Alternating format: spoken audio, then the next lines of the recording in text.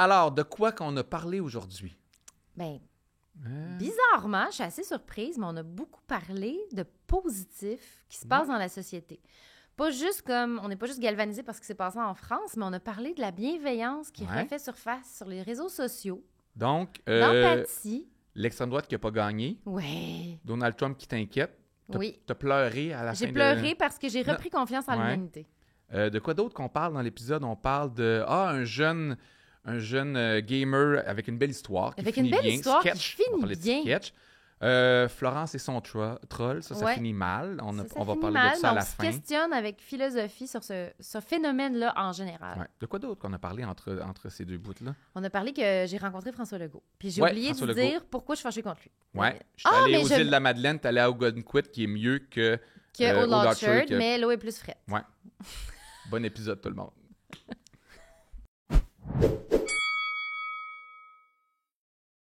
Kim, allô? Est-ce que tu as un miroir préféré chez toi? Oui, j'ai un miroir préféré. Puis justement, là, le miroir est un peu penché comme ça, puis il y a une belle lumière jaune. Tu penses que c'est ça le secret? C'est un peu le secret. Il faut pencher au miroir un peu. Si tu le penches un peu, c'est que ça te donne la grandeur puis de l'ampleur. Ah, ça se peut que ce soit pour ça que j'aime. J'ai un grand miroir Ikea que j'aime dans mon bureau, puis il est effectivement à côté contre le mur. Oui, c'est ça. Moi aussi, c'est ça. C'est là que je suis beau. C'est le même aussi. C'est un Ikea Ikea beau dans mon penché. bureau. Dans la cuisine ordinaire, salon, chambre à coucher. Oh non, moi, il y en a une. Hey, moi, mon miroir de salle de bain. Moi, là. Miroir de salle de bain? Moi, j'ai comme une salle de bain avec une douche vitrée qui donne sur le miroir. Fait que, tu sais, je me vois vraiment. Ouais. Mais, tu sais, ça coupe. Ça peut être soit le fun ou pas le fun. C'est vraiment pas le fun parce que ça coupe en bas des fesses. Fait que je suis comme. Oh my God, c'est complexant, là. T'es-tu allé dans une salle de. Dans une chambre d'hôtel dans laquelle la toilette donnait sur la chambre. Tu sais. C'est weird, ça, hein? Ben, c'est weird. Surtout si c'était en amoureux, là. Ben oui, c'est ça. Je te parle si t'es deux. Si t'es tout seul, chier devant la TV, ça me dérange pas. Oui, il y en a beaucoup, là. Puis il y a même des petites portes comme ça coulissantes ou des petits trucs, puis là, t'as le bain. Mais c'est beau, là, l'espèce de combo lit-bain.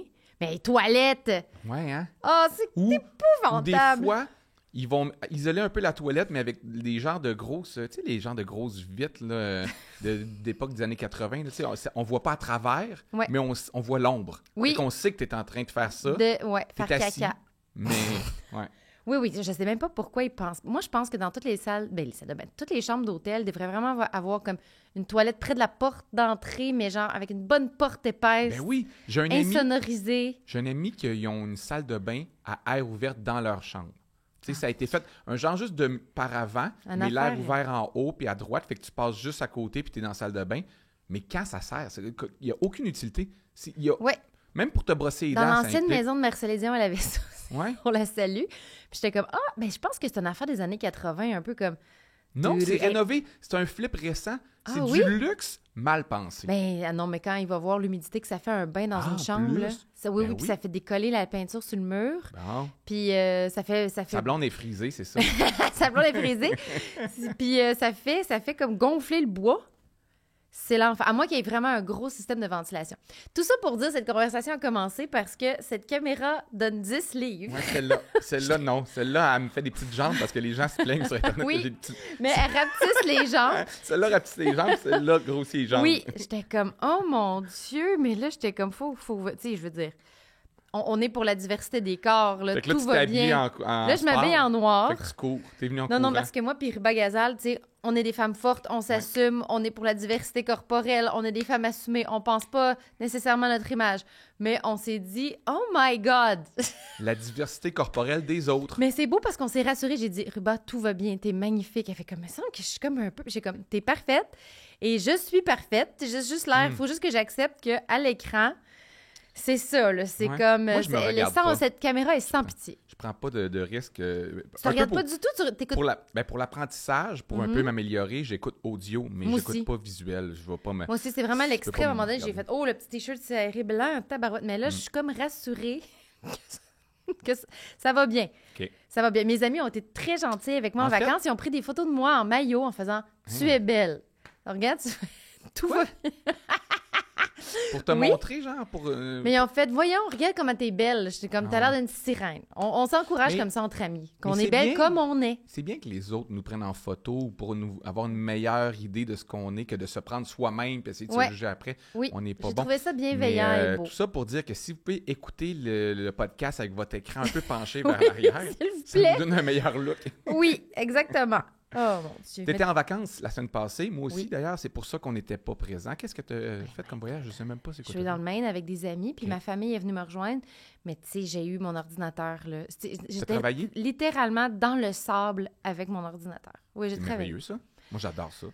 Ben, c'est correct, mais j'ai pas eu beaucoup de... je travaille trop. On peut en parler de ça. T'as pas déconnecté. J'ai vraiment... Ben, j'ai déconnecté. Il y a eu des beaux moments, là, surtout au piano-bar. Je pense qu'il faudrait... Là, je lance ça, là. Je sais pas si Louis Morissette, tu t'écoutes. Il faudrait que quelqu'un lance un piano-bar à Montréal. Ça existe?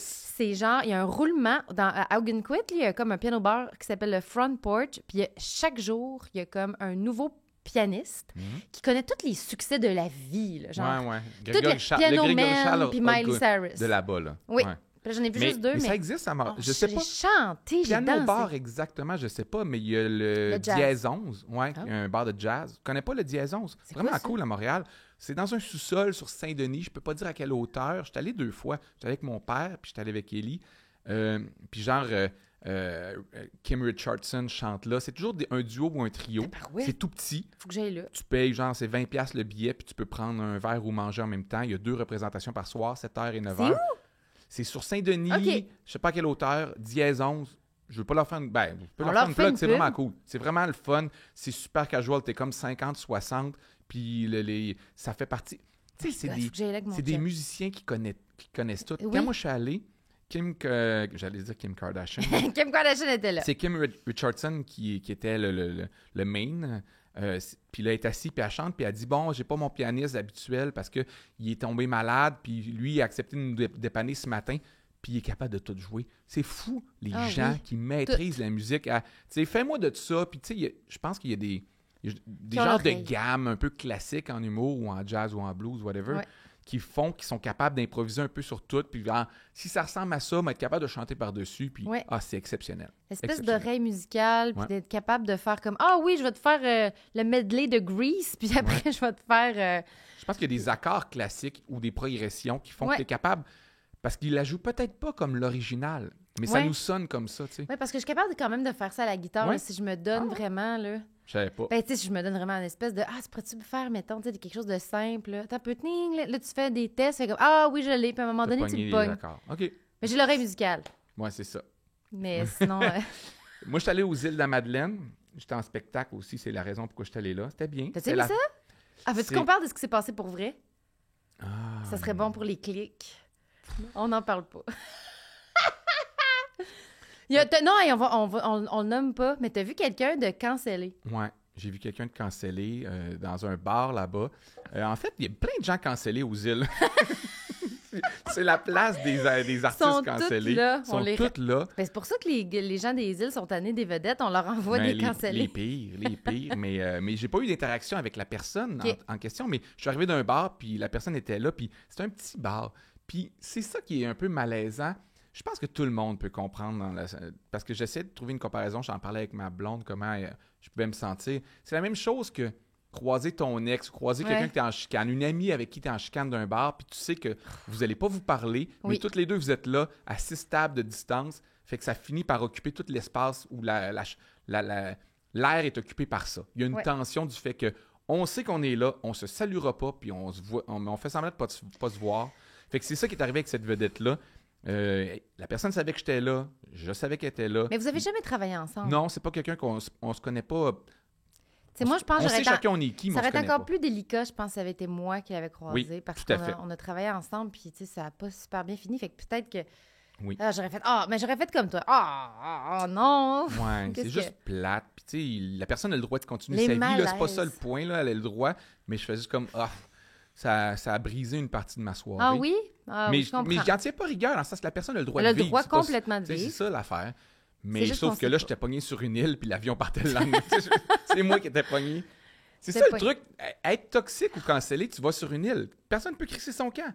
Mais c'est fou que le malaise est à l'intérieur de toi, puis pas de l'autre personne. Ben ça, je sais pas comment l'autre s'est senti, par contre, mais selon moi, l'autre s'est pas senti mal. Il s'est pas senti mal. Il est sur l'île où il y a le plus de gens UDA. C'est vrai.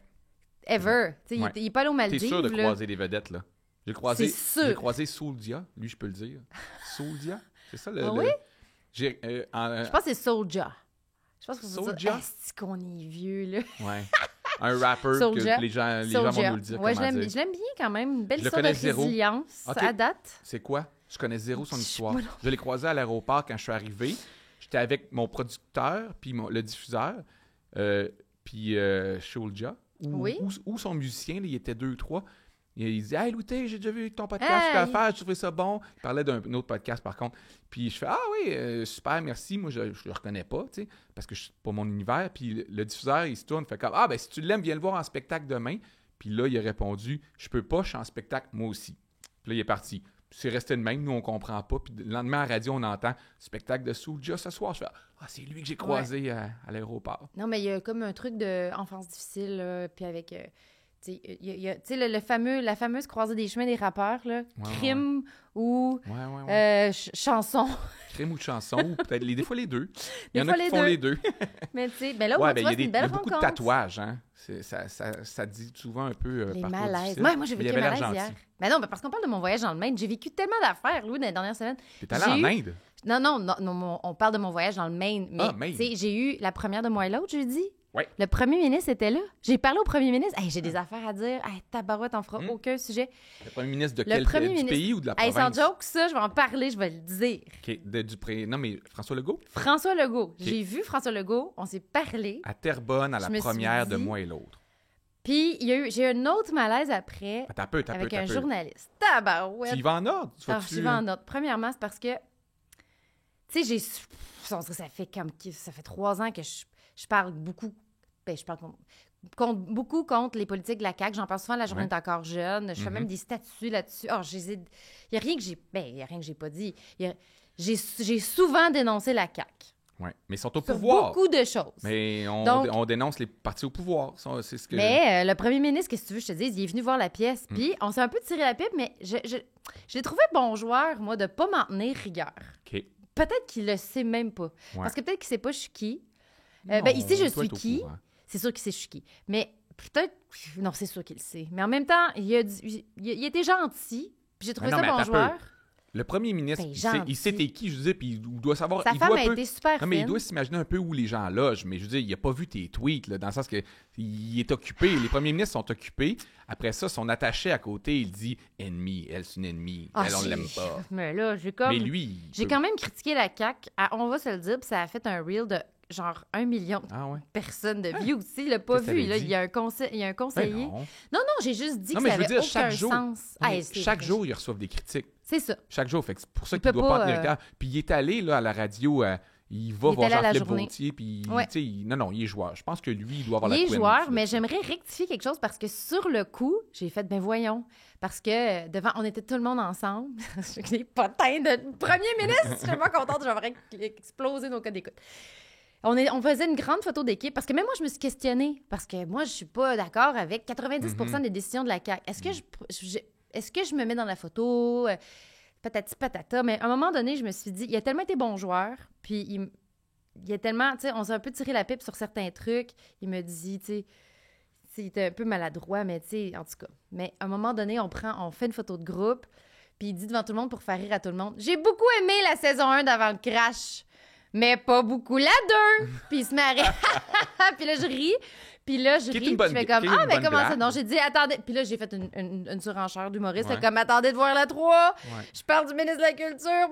Puis là, on se tire la pipe un peu comme ça. Puis à un moment donné, il fait comme, mais non, mais là, elle dit que Fitzgibbon est corrompu. Puis là, je fais comme, tu sais, je suis comme un peu de même. Je fais comme, j'ai répondu une joke en faisant, j'ai pas dit ça. J'ai dit que Fitzgibbon, il aimait jouer au golf. Mais tu sais, j'ai juste fait ça pour comme qu'on rit, on se tire la pipe. Puis après ça, j'ai réfléchi, j'ai fait, attends un peu, j'ai-tu dit que le gouvernement était corrompu? Mais pas du tout. Ce qui arrive avant le crash, en fait, c'est une scène... Attends un peu, la deuxième saison d'Avant le crash, que je n'ai pas écoutée, parle de la CAQ ou quoi?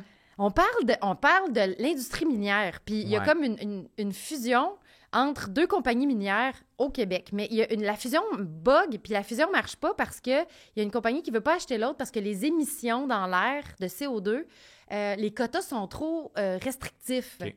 Puis tout ce qui arrive, c'est que Marc-André, le personnage que joue mon chum, lui, c'est lui qui est corrompu parce qu'il est pas sur le registre des lobbyistes. Ton chum joue Fitzgibbon dans Non, saison oui, 2 je l'appelle Marc-André, mais tu sais, c'est Marc-André, c'est le gars de business, il est dans un tournoi de golf. Lui, il veut parler au ministre, faire comme faut faire quelque chose avec ça.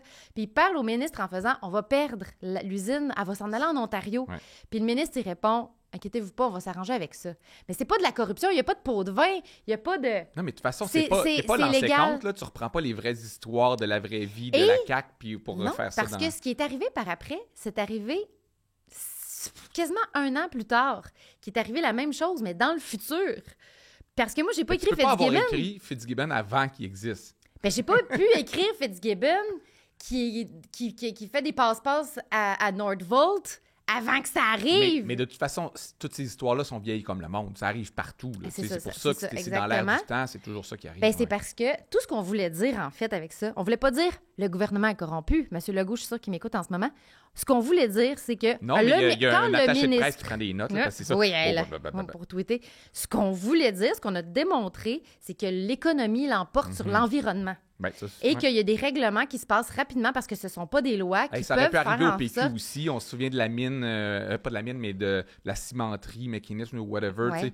Je veux dire, ça arrive tout le temps. Le arrive gouvernement, tout le temps. il fait ce genre d'affaires. Mais tu sais, donc, ils ont baissé les OK. quotas d'émissions. Puis, tu sais, c'est comme... Alors, parce que nous, ce qu'on voulait démontrer, on voulait même pas parler de Fitzgibbon même à ce moment-là. On voulait juste démontrer qu'un ministre qui est ministre de l'Énergie... t'as peu, là... Puis t'as peu... Il est ministre de tout, il est super ministre. Il est super ministre. Super ministre de Ça, tout. ça crée que tu as beaucoup de pouvoir. Puis que Économie, tu as développement économique. le dessus toujours sur l'environnement puis sur le... Ah oui. Et sur la santé publique, parce que notre exemple, c'était la fonderie Horn.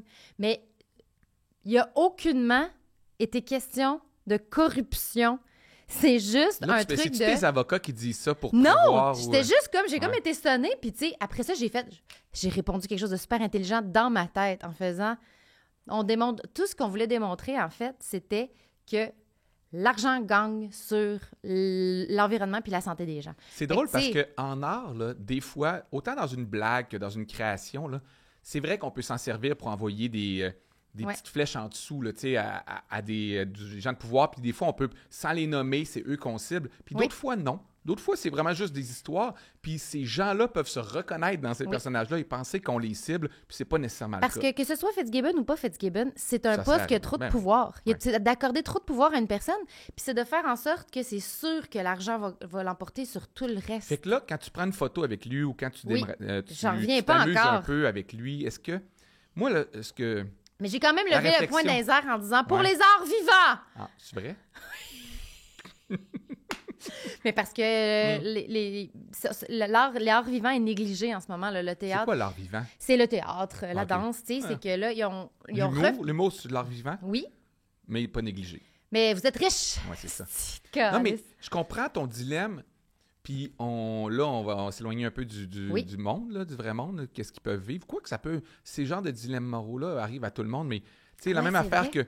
Mettons, je sais pas, je suis dans Lévis ou Beauce, whatever, tu sais, je fais un spectacle, une levée de fonds pour un organisme, là, fait que le député, qui était ministre, je pense à Stephen Blaney, conservateur, était là aussi, puis on se serre la main, puis on jase un peu après, puis humain à humain, un moment donné, tu peux pas faire... tu sais, je suis pas d'accord, là, c'est il y a quelques années en passant, là, mais je suis pas d'accord avec leur politique et tout, mais là, tu es face à un humain. Oui. C'est-tu le moment? Des fois, c'est challengeant. Tu sais viens pas. voir ma pièce. Ouais, puis ben là, on était là pour l'organisme, qui Ouais. est un bel organisme, puis c'est bien correct, Ouais. tu sais. Ah ben c'est Des fois, encore on pire. est... Ça challenge un peu nos convictions, à quel point on est prêt à... Tu sais, je sais pas. Des fois, j'avoue qu'on vit ces situations-là où des fois, tu sais pas avec qui tu vas être autour de la table à tel événement ou à telle émission. Puis, je sais pas. Ça, c'est un Non, petit mais ça- challenge. Ben dans notre milieu, ça arrive souvent. Ouais. Mais tu sais, pour J'aurais dû vraiment, aller y là- parler à Vedette aux îles de la Madeleine. Oh non, ça c'est non. Ça c'est sûr, j'irais pas parler. Mais Christy... Fait que c'est quoi Non, l'autre mais je affaire? me questionne pour vrai parce que tabarouette quand même. La force de nos C'est vrai que convictions quand t'arrives... ou la rigidité de nos convictions. C'est pas Oui. parce que des fois, il y a des moments, tu sais, on n'est pas des militants radicaux. Il y en a qui militent à tout moment de leur journée puis tout le temps. Ça en prend, c'est une façon, c'est une technique. Mais tu sais, mettons, France-Hélène Duranceau, jamais je me serais mis dans une photo avec elle. Ouais. Tu sais, là, je suis en train de réfléchir moi, j'ai à une voix photo haute. avec Pascal Derry, la ministre de l'Éducation, avec elle je suis vraiment pas d'accord sur beaucoup de points, mais je l'ai croisée à une levée de fonds pour quelque chose. En fait, là, la vérité, là, c'est que on s'embourgeoise, puis comme artiste, une année, tu finis par croiser les autres notables. Tu n'as pas le choix. Ou tu décides de faire un art qui est marginal ou qui revendique, puis tu es pauvre. Mais dès que tu arrives dans un... Je vais dire de quoi qui sonne vraiment bourgeois, justement. Ah oui, je suis pas riche, là. Tu n'es pas si riche non plus, là, mais je veux dire, on arrive à un niveau de année où ce que tu croises des gens qui ont de l'argent.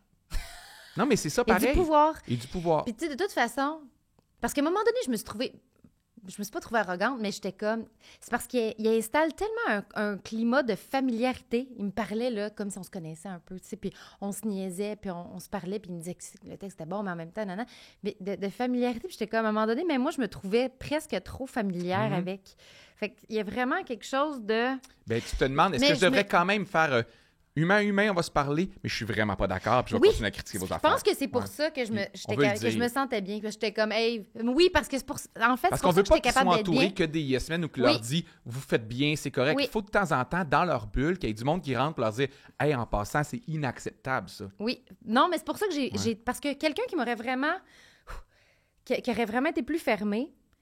Puis en plus, tu sais, à un moment donné, là, il faut aussi que tu choisisses tes batailles. C'est bon pour la pièce, c'est bon pour les acteurs qui jouent dedans, c'est bon pour la continuité de la pièce, c'est bon pour le théâtre que le premier ministre vienne voir une pièce de théâtre. Puis il n'y avait pas de conflit nécessairement entre la pièce et François Legault. Tu sais, alors que Kevin Lambert, disons, il y avait comme quand même son livre dénonçait quelque chose. Il y avait une incohérence entre les décisions de la CAQ par rapport à l'habitation et le livre de Kevin. Fait que je là, le comprends. Il y avait une récupération. Oui. Lui, le Kevin, il était fâché un peu. Vous avez lu mon livre, vous l'avez apprécié, c'est pas normal. Oui. Mais je me sentais quand même assez en confiance pour être capable de dire à François Legault, hey, watch out pour la 3. Tu sais, en voulant dire, je veux pas... Si tu finis par l'écrire, mais là, tu l'écris à Ogun Quit. Ouais, non, my God. Ogun Quit. On est rendu à 5 épisodes. Ogun Quit! Pourquoi Ogun Quit? Oh my God. Le nom résonne de quoi? Moi, je suis jamais allé. Ah non, je suis allé avec mon père plus jeune. C'est-tu la place où tous les Québécois vont puis que Michel Barrette... C'est Old Orchard. Ouais, Old Orchard. C'est quoi la différence entre les deux? Mais il y a quand même beaucoup de Québécois à Ogunquit, là, quand même beaucoup. C'est juste un peu plus bas dans le Maine. L'eau est plus frette, mais c'est plus beau. Où est-ce qu'il y a l'eau? Old Orchard, là, c'est comme figé en 1980. Là. OK. Ça, c'est Michel Barrette. Ouais. Old Orchard, c'est Michel Barrette. Old Orchard, avec... Ouais. Dans le coffre, puis c'est ça. Ogunquit, c'est... Oui, c'est plus raffiné. Ah ouais? Un petit peu. Mais l'eau est plus frette. OK. Pas le choix de compenser par quelque chose. Oui, mais c'est fou quand même, c'est ça. L'eau aux îles est frette en tabarouette. Mais, non, mais pas l'eau frette, mais tu sais, je pense qu'il y a des gens, des fois, il y a des gens qui ont peur, des fois, que je les confronte dans la vie. Ben oui, mais moi, je le vis aussi. Moi, j'ai une réputation de gars comme si j'étais hargneux ou comme si j'étais méchant parce que... Puis encore là, je trouve que mes blagues ou mes pointes sur les réseaux sociaux sont jamais très agressives, mais il y a vraiment des gens, je n'ai croisé souvent, là, qui font comme... là, ou qui pensent que c'est personnel parce que j'ai fait une blague ou juste parce que je suis critique puis ils pensent que je vais être le gars qui va... Mais il y en a des comme ça en passant. C'est ça l'affaire, c'est qu'on n'est pas comme ça tous les deux. Puis on va pas les nommer parce qu'on a une genre maintenant qu'on peut pas nommer du monde. Mais on en connaît des gens que leur personnage est devenu leur vie. Puis qui sont, si tu les rencontres dans un restaurant, ils vont être hargneux pour de vrai ou sur un plateau de télé, ils sortiront pas de leur personnage de polémiste. Ils vont être méchants. Puis ça, c'est fou parce qu'il y a quelqu'un que je peux pas nommer parce que je vais mettre 5 piastres dans le genre, mais quelqu'un d'extrêmement polémiste en ce moment, là, extrêmement, le top du top. Là. Et c'est quelqu'un que j'ai déjà un peu côtoyé, avec qui je me suis retrouvée dans des soupers ou sur des tournages, et qui était extrêmement divertissant. Dans sa façon d'être, dans sa façon de s'exprimer, dans sa façon de défendre ses trucs. Je me rappelle d'avoir beaucoup ri avec cette personne-là, là, puis je me rappelle exactement dans ce qu'on s'était dit. Puis à un moment donné, j'avais fait une blague, puis il avait tellement ri, puis il avait dit une autre affaire tellement drôle. Puis là... Tu penses qu'il est disparu? Cette personne-là est disparue. Puis cette personne-là a fait un tournage avec un de mes amis à Paris. Puis, mon Dieu, ça va être difficile à... je sais qui. Et la discussion, ils ont une discussion, le personnel, et la discussion était impossible à continuer. Ben, c'est comme avoir on peut plus être dans l'échange. Ben, c'est comme avoir pendant la pandémie, des discussions avec des fois des amis, soit complotistes ou réticents aux mesures sanitaires, où tu fais comme, c'était plus possible pendant une certaine période, des fois encore maintenant, mais c'était plus possible de parler d'autres choses. Puis moi, j'en ai perdu un ami à cause de ça, pendant cette période-là. C'est ça. Où, même si je parlais de d'autres choses, tu sais, j'essayais là, d'éviter ça, ça revenait toujours à ça, parce que cette personne-là était grugée et habitée tellement par cette cause-là, et c'était tellement son quotidien qu'il était plus capable de faire d'autres choses que ça. Mais c'est ça la mauvaise perception, puis c'est ça que je trouve difficile. Mais je pense qu'il y a des polémistes, puis encore là, je ne sais même pas de qui tu parles en passant, puis je ne me suis pas donné la peine de réfléchir à qui, mais je pense qu'il y a des gens qu'on sous-estime comment c'est prenant, ce métier-là de polémiste. T'sais. Fait que je pense que ça se peut que ça devienne vraiment leur vie, puis qu'ils soient plus capables de faire autre chose que ça. Mais tu sais, j'avais des conversations, je peux même les nommer, avec des femmes qui s'affichent clairement quand même comme féministes. Puis, on a toutes été prises avec des gens qui font comme « Ah, mais moi, j'avais peur peut-être un petit peu de travailler avec toi parce que je me demandais si t'allais... » Tu sais, si, mettons, dans un meeting, puis que je vais dire comme « Mais ça se dit plus, ou ça se fait pas. Qui ont peur des mini-confrontations comme ça, puis qui se sentent plus bien ou à l'aise. Alors que, mon Dieu, ils ont peur de faire des maladresses. Faire des maladresses, mais l'autre côté de ça, c'est que moi, je fais jamais ça. Shamer des gens, pointer quelque chose. T'as-tu dit ça? T'as-tu fait ça? Je le fais seulement avec ma famille quand il y a comme quelque chose de vraiment comme... Puis je sais que mes frères vont être là pour me backer comme... T'as-tu dit ça, là? Ça, c'est raciste, maman. ça, c'est là, on peut plus dire ça. Puis là c'est le seul endroit où je peux vraiment...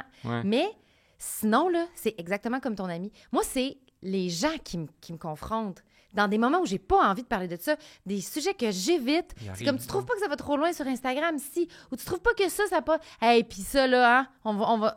Puis je suis comme, jamais j'aurais parlé de ça, monsieur, madame, peut-être parce qu'on a des tribunes. Mais peut-être parce qu'on a des tribunes, donc on peut le faire. Fait qu'on... Il n'y a pas de sujet que je retiens pendant 3 semaines, 4 mois que je peux pas dire, puis dès que je croise quelqu'un qui est associé à ce sujet-là, je peux enfin y dire.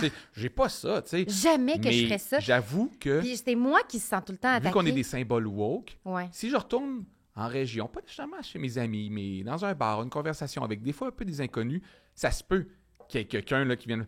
Mais là, tu trouves pas que le féminisme puis les trans, ça va un peu loin? Tu fais comme, what the fuck? Pourquoi? Tu prendre un verre. Qu'est-ce qui se passe? Pourquoi ça vire de même? Puis tu comprends que cette personne-là, elle l'a sur le cœur depuis longtemps. Peut-être qu'elle peut pas en parler avec son entourage ou que son entourage a dit, ferme ta gueule, on est tanné de t'entendre avec ça. Fait qu'ils ont besoin de toi comme soupape. Internet n'est que ça. Internet n'est que ça. De gens qui arrivent, là, qui ont ces frustrations-là puis qui veulent les sortir. C'est juste spécial de les voir en vrai. Avec des vraies personnes. Oui, surtout que la perception, c'est le contraire. C'est le woke arrive dans son environnement et qui confronte les autres. Alors que moi, je me sens J'ai vu que des woke se taire entourés de sexistes, racistes, whatever, tout ce que tu peux dire. Là. Moi, j'ai vu que... Parce qu'ils sont souvent minoritaires, les woke. Fait que moi, j'ai vu que des discussions ou des choses problématiques avec quelqu'un se taire à côté. Beaucoup plus que quelqu'un se lever en termes de curer et de moraliser tout le monde. J'ai jamais vu ça. C'est complètement. On en a tous là, un petit peu là, des cousins éloignés qui étaient anti-mesures sanitaires. Puis, mais tu les côtoies, c'est Noël, il y a des funérailles, quelque chose. Puis tu fais comme, je vais éviter ce sujet-là. Hey, on ne parlera pas des masques. Et la douceur de, je pense à Ellie et sa sœur, qui pourraient être qualifiées de woke, travailleuses sociales, montréalaises. Quand on retourne au Saguenay, pas la famille proche. La famille proche, c'est vraiment le fun. Là. Ben, c'est pas fun, mais je veux dire, on n'a pas ces discussions-là. Mais quand tu t'éloignes, plus tu t'éloignes de la famille, la douceur de ces 2 filles woke de Montréal à dire à un oncle, ouais, je comprends ta crainte, mais peut-être que, tu sais, je veux dire, il n'y a pas de chicanage. Je veux dire, au final, la plupart du temps que j'observe ces conversations-là, le non-woke gagne, là. Il repart même pas brusqué de rien. Il s'est même pas rendu compte. Puis il est même fier. Fait comme, en tout cas, j'y ai dit. Il n'y a aucune idée de ce qu'on a répondu. Les Montréalais ne font pas en morale. Non, mais là, à un moment donné... Mais sur Internet, c'est un peu différent. Fait que je peux concevoir que les gens confondent des fois peut-être des dynamiques qu'ils voient sur les réseaux sociaux. Mais là, la woke en moi, là, elle a repris confiance. Ah oui, c'est vrai. Mais là, depuis que l'extrême gauche a gagné en France. Depuis genre je pense qu'il y a 2 ans, là, tu m'as dit, Kim, il faut que tu te prépares à une grosse montée de la droite. On dirait que je suis prête là, à vivre l'Allemagne 1939, faire un bunker, cacher du monde dans le sol. Non, mais on dirait que je m'étais préparée mentalement, mécanisme de défense émotif pour me préparer au pire, faire comme comment je vais me faire un noyau de bien-être autour de moi, comment je vais passer à travers ça. Puis j'étais prête à Le Pen. Le Pen, puis Trump qui s'en vient, puis Poilievre. Je suis comme, let's go, style Allemagne. Je m'en allais en Allemagne. Mais en Allemagne de 1939-1940, j'étais comme tabarouette, ça va être rough, mais dans 10 ans, peut-être que ma fille, quand elle va embarquer dans son adolescence, ça va être plus facile. Elle va avoir une belle adolescence. Tabarouette que je m'apprêtais, là. Puis là, j'ai fait... Oh, mais j'ai pleuré, là. J'ai pleuré dans le char. En faisant... Ça me fascine. J'ai pas pleuré en faisant « Le monde est sauvé », mais j'ai fait... OK, ouf, c'est pas encore... C'est pas aussi noir que je pensais. Puis il reste encore... Quand on se met ensemble, puis quand on s'implique, puis quand on se mobilise, il y a encore des possibilités de faire tourner le vent. Parce que là, il y a eu à Londres aussi. Ben Londres, il y a eu en Angleterre aussi. Il y a eu l'Angleterre, il y a eu la France. Puis ta face en ce moment, là, c'est ça qui me gosse dans les médias. Parce que si le RN était passé majoritaire, personne n'aurait dit « Ouais, mais il reste beaucoup de gauche, hein? » Puis, tu sais, la gauche, en tout cas, qui est présente dans le Parlement, elle va faire en sorte que... Tu me connais assez pour dire que j'aurais été mitigé, peu importe le résultat. On aurait fait comme « Ah, là, la droite a passé, c'est épouvantable. » Là, mais ça aurait été une erreur. Ça aurait été une erreur de faire ça. Ben non, ça aurait été épouvantable. Non, mais je te dis pas que la victoire du RN n'aurait pas été... négative, non, pas une bonne affaire, mais le catastrophisme, tu me connais, je suis pas catastrophique. Ça aurait été catastrophique, comme en Italie. Moi, cette inquiétude-là, elle n'est pas émotive, mon inquiétude, puis c'est latent, mais moi, je m'inquiète plus des tendances que des manifestations des tendances. C'est-à-dire, qui gagne, qui perd, ça m'interpelle pas tant que ça, sinon que qu'est-ce qui se passe dans la société. Et est-ce qu'on a un changement drastique de la situation entre samedi et lundi? Ben oui. Non.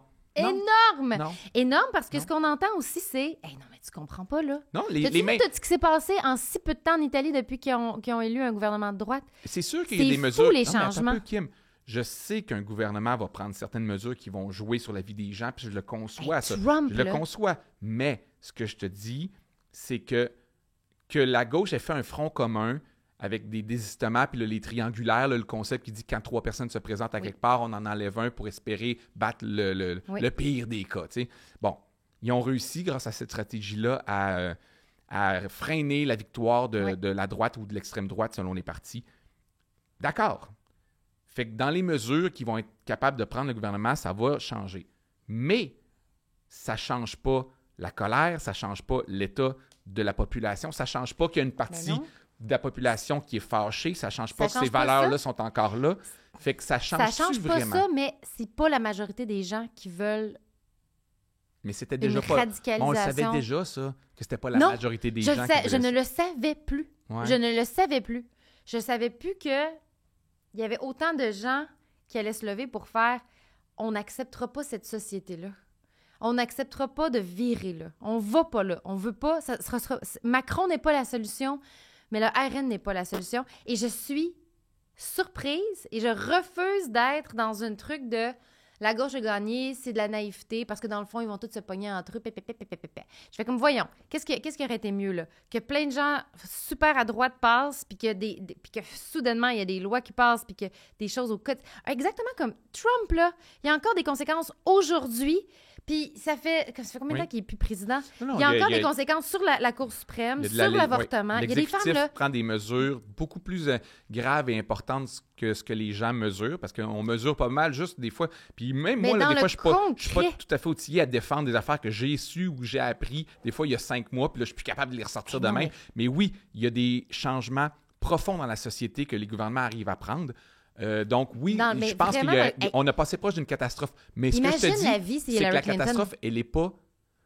Tu sais, est-ce qu'on l'a juste repoussé? Parce que si là, le centre et la gauche arrivent à gérer ensemble et ne règlent pas les problèmes structurels et fondamentaux de la société française, et si ça ne se corrige pas, on repousse cette frustration-là à dans 4 ans ou 5 ans. On repousse, mais là, ce que je trouve beau, je pense qu'on repousserait si on gardait encore Macron puis la façon de faire, Gabriel Attal, puis que ce serait le statu quo avec la montée de la droite. Là, ça, je pense que ce serait la recette parfaite pour une montée encore Macron, plus grande. encore 5 ans, c'est la meilleure affaire avec les mêmes problèmes.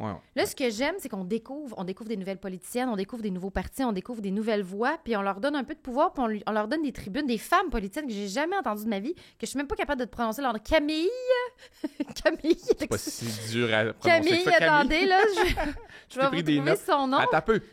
Parenthèse. Oui, tripes-tu encore sur Kamala Harris? Kamala Harris? Kamala Harris? Oui, mais je sais pas de quoi elle a peur. Elle a peur de quoi? Je pensais que tout le monde avait... Comme tout le monde dit qu'elle est rendue toxique. Moi, j'ai pas tant suivi ça. Ben oui, mais je veux dire... Elle, son buzz est passé une semaine après son élection comme vice-présidence, parce qu'il me semble que là, le monde se sont mis à sortir des squelettes comme quoi elle avait été très conservatrice dans ses mesures en Californie, comme elle était assistant general, je sais pas comment. Il a fait ça avec Hillary Clinton aussi, que maintenant elle avait été pas fine. Mais c'est pas des gens de gauche. Oui, mais c'est pas des gens de gauche. Non, mais... Hillary Clinton... Mais Kamala Harris, c'est pas des gens de gauche. Est-ce que c'est pour ça qu'elle est aussi discrète depuis 3-4 ans, tu sais? Je sais pas pourquoi. Ben oui, elle est effectivement discrète. Moi, à un moment donné, je me suis dit peut-être qu'elle n'est pas vue comme la remplaçante à Biden, parce que tout le monde semble... Elle commence un petit peu à avoir un petit buzz, mais je pense qu'elle ira pas. Mais il y a des gens... C'est parce qu'elle est une femme ou c'est parce qu'elle a des squelettes ou qu'elle est pas... C'est ça que je ne sais pas. Ouais, je sais pas non plus. Ou je sais pas si elle a peur... Tu sais, c'est elle doit pas avoir peur. Elle doit être super ambitieuse. Mais non, elle doit pas avoir peur. Être une femme noire... sous l'œil du public, là, avec les tensions actuelles, ça doit être... Soit qu'elle fait comme « I don't want to go through this ». Il faudrait vraiment lui demander. Peut-être. Il faudrait vraiment lui demander « Est-ce que c'est la haine en ligne? » Mandy? Tu sais, Hillary Clinton n'était pas... Non, moi, je pense qu'elle ne doit pas avoir le parti. Non, mais le parti ne doit pas l'avoir comme... le parti doit juger que c'est pas la gagnante. C'est pas un cheval gagnant. Puis tu vois, ça vient vraiment d'un truc de 4 ans de Trump, là. Ça a laissé beaucoup de marques sur...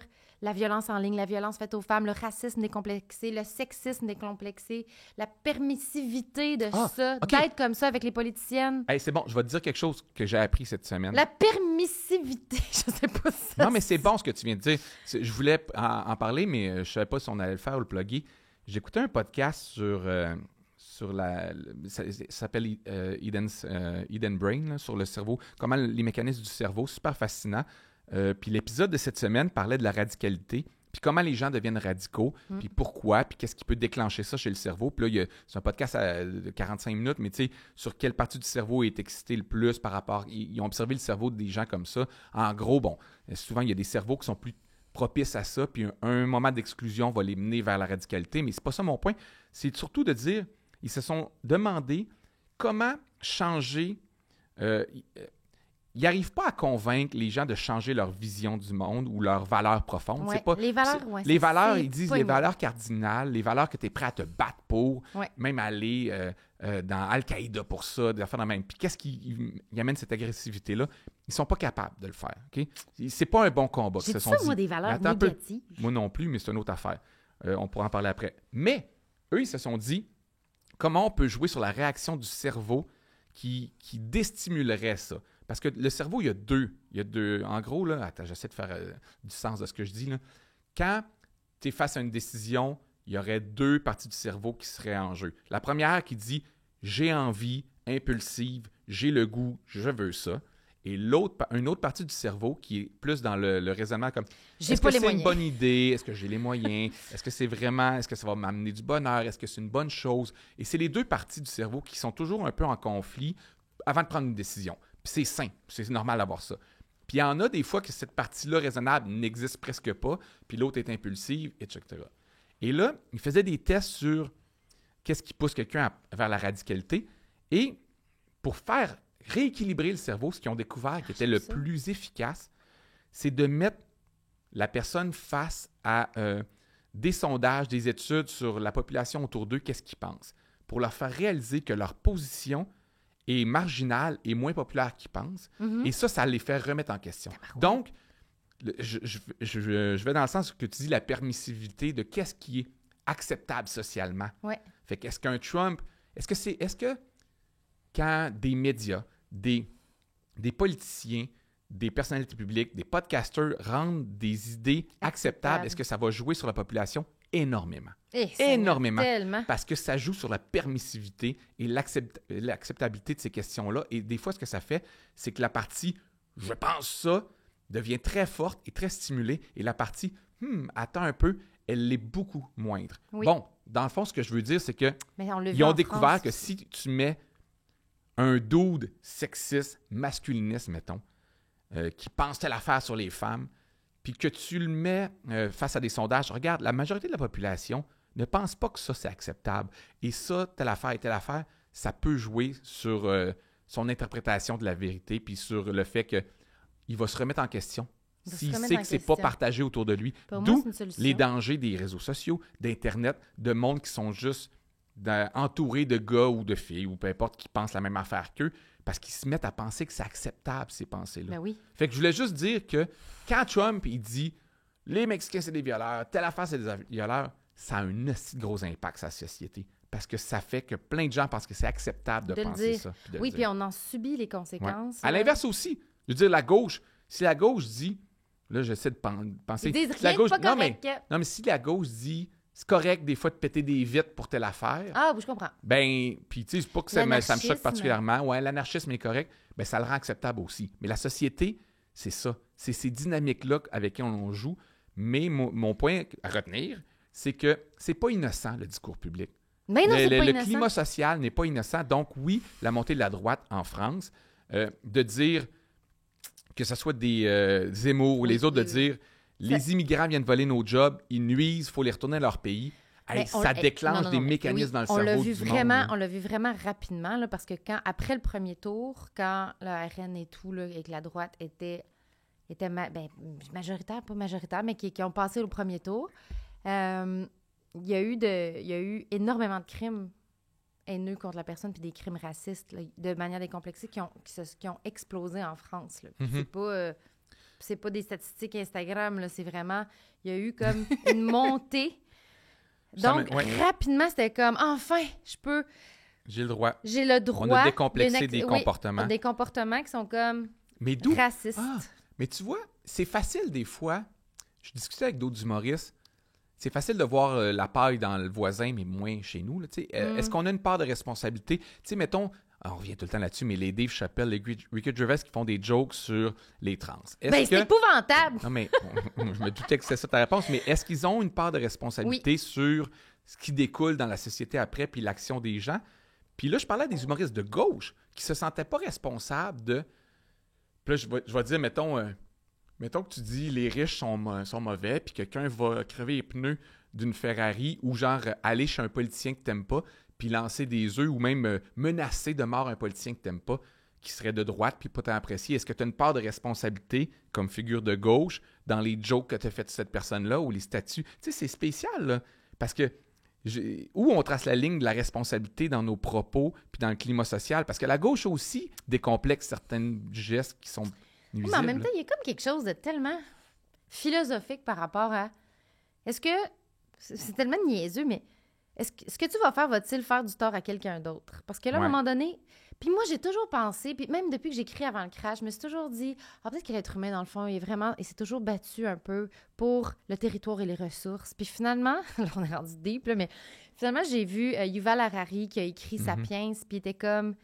Puis ça, j'aime ça quand ça m'arrive. Quand quelqu'un me déconstruit quelque chose qui est en moi, qui est déjà construit. Une croyance. Mais il y a des gens qui n'aiment pas ça. Ouais. Alors que moi, je fais comme, oh my God, quelqu'un a réussi à me déconstruire une construction que j'ai dans ma tête depuis des années. Tu t'approches de la vérité. Tu as l'impression de faire comme je suis plus près de la vérité qu'avant. Ah oui, je fais comme, oh my God, puis j'ai le goût de le partager à tout le monde. Puis je fais comme, je vois la vie se déployer devant moi. T'es le lecteur typique de Sapiens. Qu'est-ce que c'est gossant, un lecteur de Sapiens? Mais sans joke. Moi, puis mon ancienne coloc Myriam, on n'était pas capable de finir Sapiens parce qu'on était tellement fatiguantes. On lisait 3 pages, puis on est comme, oh my God, il faut qu'on parle de ça pendant des années. Ouais. On est allé trop vite, la technologie est allée trop vite, ça nous a comme éloigné de notre humanité. L'humain est fait pour un groupe de 42. Je connais chaque hostie de chapitre de Sapiens, puis je peux voir la progression de quelqu'un en train de le lire. Oh my God. Qu'est-ce que c'est lourd. Non, mais on comprend tout d'où on va. Puis donc lui, à un moment donné, moi je pense, en plus je suis en pleine écriture de la saison 3, je suis comme, Chris, les hosties de ressources puis les territoires, c'est ça qui va nous tuer encore. On est encore dans le colonialisme, mais d'une autre façon, pourquoi ça nous habite? Et là, il dit, ça n'a rien à voir avec les ressources et le territoire. L'être humain ne s'est jamais battu pour ça. L'être humain se bat parce qu'il se crée des histoires et il finit par y croire. Là, j'étais comme... parce que je me disais, parce qu'il prenait ça pour faire... Il y a de la place. Ah, c'est tellement beau. Il dit, il y a assez de place pour les Palestiniens et les Israéliens. On a le territoire est là. Il est là. Il y en a assez. Y a-t-il assez de ressources? Il y en a assez. Mais on s'est construit une histoire qu'il faut se battre pour. Et là, ou on a peur de ne pas en avoir assez. Ou... On se crée des narratifs pour justifier. On y croit pour justifier des guerres puis des comportements. Puis il y a assez... Mais l'humain est vraiment émotif. T'as lu hier... Je voulais l'aborder un peu, mais ça rebondit un peu là-dessus. Comment on peut croire à des choses, même si les faits vont à l'encontre de ça, mais Paul Journet écrivait dans un texte mardi sur le pouvoir d'achat. Globalement, pour la majorité des scénarios possibles, le pouvoir d'achat des gens augmente depuis des années. Même pendant la pandémie, même là, même avec l'inflation, ça ralentit chez certains groupes, mais la règle générale, la majorité des gens ont vu leur pouvoir d'achat augmenter dans les 5 dernières années. Et personne n'y croit. Non. Personne n'y croit. Si tu leur dis ça, si tu leur montres des chiffres, là, la dissonance cognitive embarque, ils vont trouver une façon de... Ils ne sont pas d'accord, leur perception, leur vécu ne leur amène pas à conclure ça, fait que les gens sont fâchés si on leur dit ça. Puis c'est une des raisons pourquoi Trudeau va perdre, puis on en a déjà parlé, c'est que même si, sur papier, il y a plein de choses qui ont fait de mal là, en passant, là, il y a des choses qui vont... Regardez, c'est pas si pire. Il y a des choses qui vont clairement mal au pays présentement, puis Trudeau en est en partie responsable, je l'accorde, mais sur certains points, il pourrait dire... Là, Poilievre, c'est pas vrai, regardez ça, mais ça ne changera rien. L'idée est faite. Mais c'est ça qui me fait peur. Pourquoi tout le monde... je suis fâchée contre François Legault. J'avais oublié pourquoi j'étais vraiment fâchée. Mais pourquoi tout le monde est convaincu d'être plus pauvre qu'il y a 5 ans quand c'est pas le cas? Moi, ça me fascine, le cerveau humain. Pourquoi on est tous convaincus d'avoir moins d'argent dans nos poches quand c'est pas vrai? Parce que on a trop dépensé. Oui, probablement. Il y avoir des facteurs. Et l'inflation, moi, je capote à chaque épicerie. Je sais, mais les salaires ont augmenté plus vite que l'inflation. Mais est-ce que t'es sûr de ça? Hey, gars, tu vois, la preuve, c'est que je te crois pas. Je sais bien. Je te crois pas du tout. Mais c'est vrai que je fais plus d'argent que 5 ans, mais en même temps, c'est comme par rapport à mon âge, mon expérience, où j'en suis rendue dans ma vie. Mais quand les études, là, parce que c'est toujours Luc Godbout de l'Université Sherbrooke, j'aime beaucoup Luc Godbout. Mais, Ah oui? Ah oui, je l'aime beaucoup, Luc Godbout. Je l'aime pas, moi, puis je me rappelle pas pourquoi, parce que moi, ça remonte à 2012. Je suis allé chez eux. Ben non, mais c'est sûr qu'il a dû sortir un texte sur les étudiants puis montrer que vous étiez en train de perdre. Oui, t'as dit Luc Godbout, puis là, mon corps est rouge, j'ai fait pop dans ma tête. C'est ça. Non, mais il doit pas plaire à tout le monde, mais ce que je veux dire, c'est qu'il arrive des fois avec des chiffres contre-intuitifs, puis ça fait chier le monde. Puis là, je viens de me rappeler pourquoi je suis fâchée contre François Legault, puis là, je suis déçue d'être dans la photo. Je suis fâchée parce qu'on parle d'acceptabilité, et là, le discours qu'il répète en ce moment de... Il y a trop d'immigrants, on a trop de... Comment on les appelle encore, les temporaires? Les immigrants temporaires? On en a trop, on n'a pas les moyens. C'est de leur faute, la crise du logement. Là, je le sens. Je sens la cassette. Ça, maladroit, là. Je sens la cassette. Puis, qu'est-ce que ça fait? Ça va nuire au climat social. Oui. Puis, j'ai des amis... Abandonne le climat social. Moi, là, tu disais, au début, on a commencé à dire pour se protéger. Je t'avais dit, il y a quelques années, il va y avoir une vague de conservatistes qui arrivent. Moi, pour me protéger, j'ai abandonné le climat social, malheureusement. Ah oui, hein, t'as abandonné. Regarde, tu devrais être content du climat social en France. Là. Non, mais je veux dire, je suis pas de nature tant pessimiste. Mais là-dessus, là, ça va être tough. Le Parti travailliste. Ça va être tough. Le tissu social il est mince en ce moment. Il tient à pas grand-chose. Puis je sais pas qu'est-ce qui va se passer dans les 5-10 prochaines années, mais j'ai bien peur. Et de là, l'importance d'avoir notre podcast pour dire aux gens que ça va pas si mal, que le pouvoir d'achat augmente. Non, mais de ne pas accepter la cassette. Ça va pas si mal parce que ça. J'ai des amis qui travaillent, puis j'ai des amis personnalités publiques qui ont senti, puis il y a eu vraiment des trucs concrets. Je peux pas dire c'est qui, mais qui ont eu des trucs concrets d'attaques haineuses et racistes depuis que ce discours-là est comme un discours ambiant accepté, puis accepté par nos élus.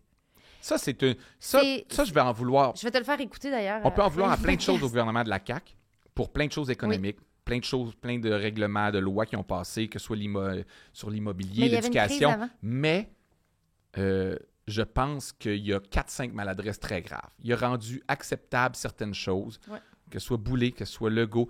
Tu sais, de dire que 100% de la crise immobilière est la cause des immigrants temporaires, là, même, en fait, là, des fois, même s'il y avait une grande part de responsabilité, puis c'est vrai qu'une année, l'augmentation du nombre de gens plus vite que le nombre de loyers, ça va créer une pression, c'est sûr, l'inflationniste sur tout ça.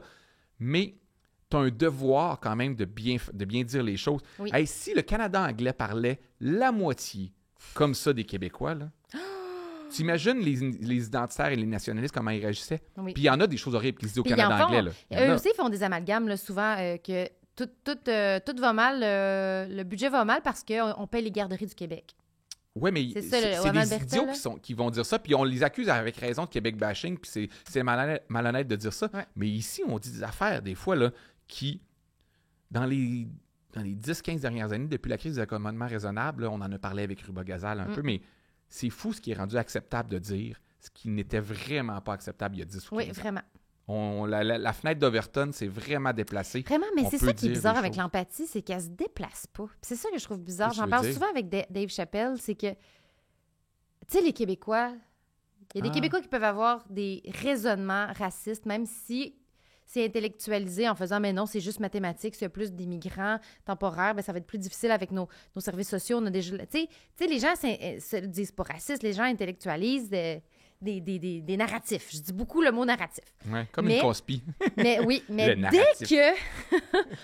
dès que, admettons, les Ontariens disent « la poutine, c'est canadien », on s'arrache les cheveux.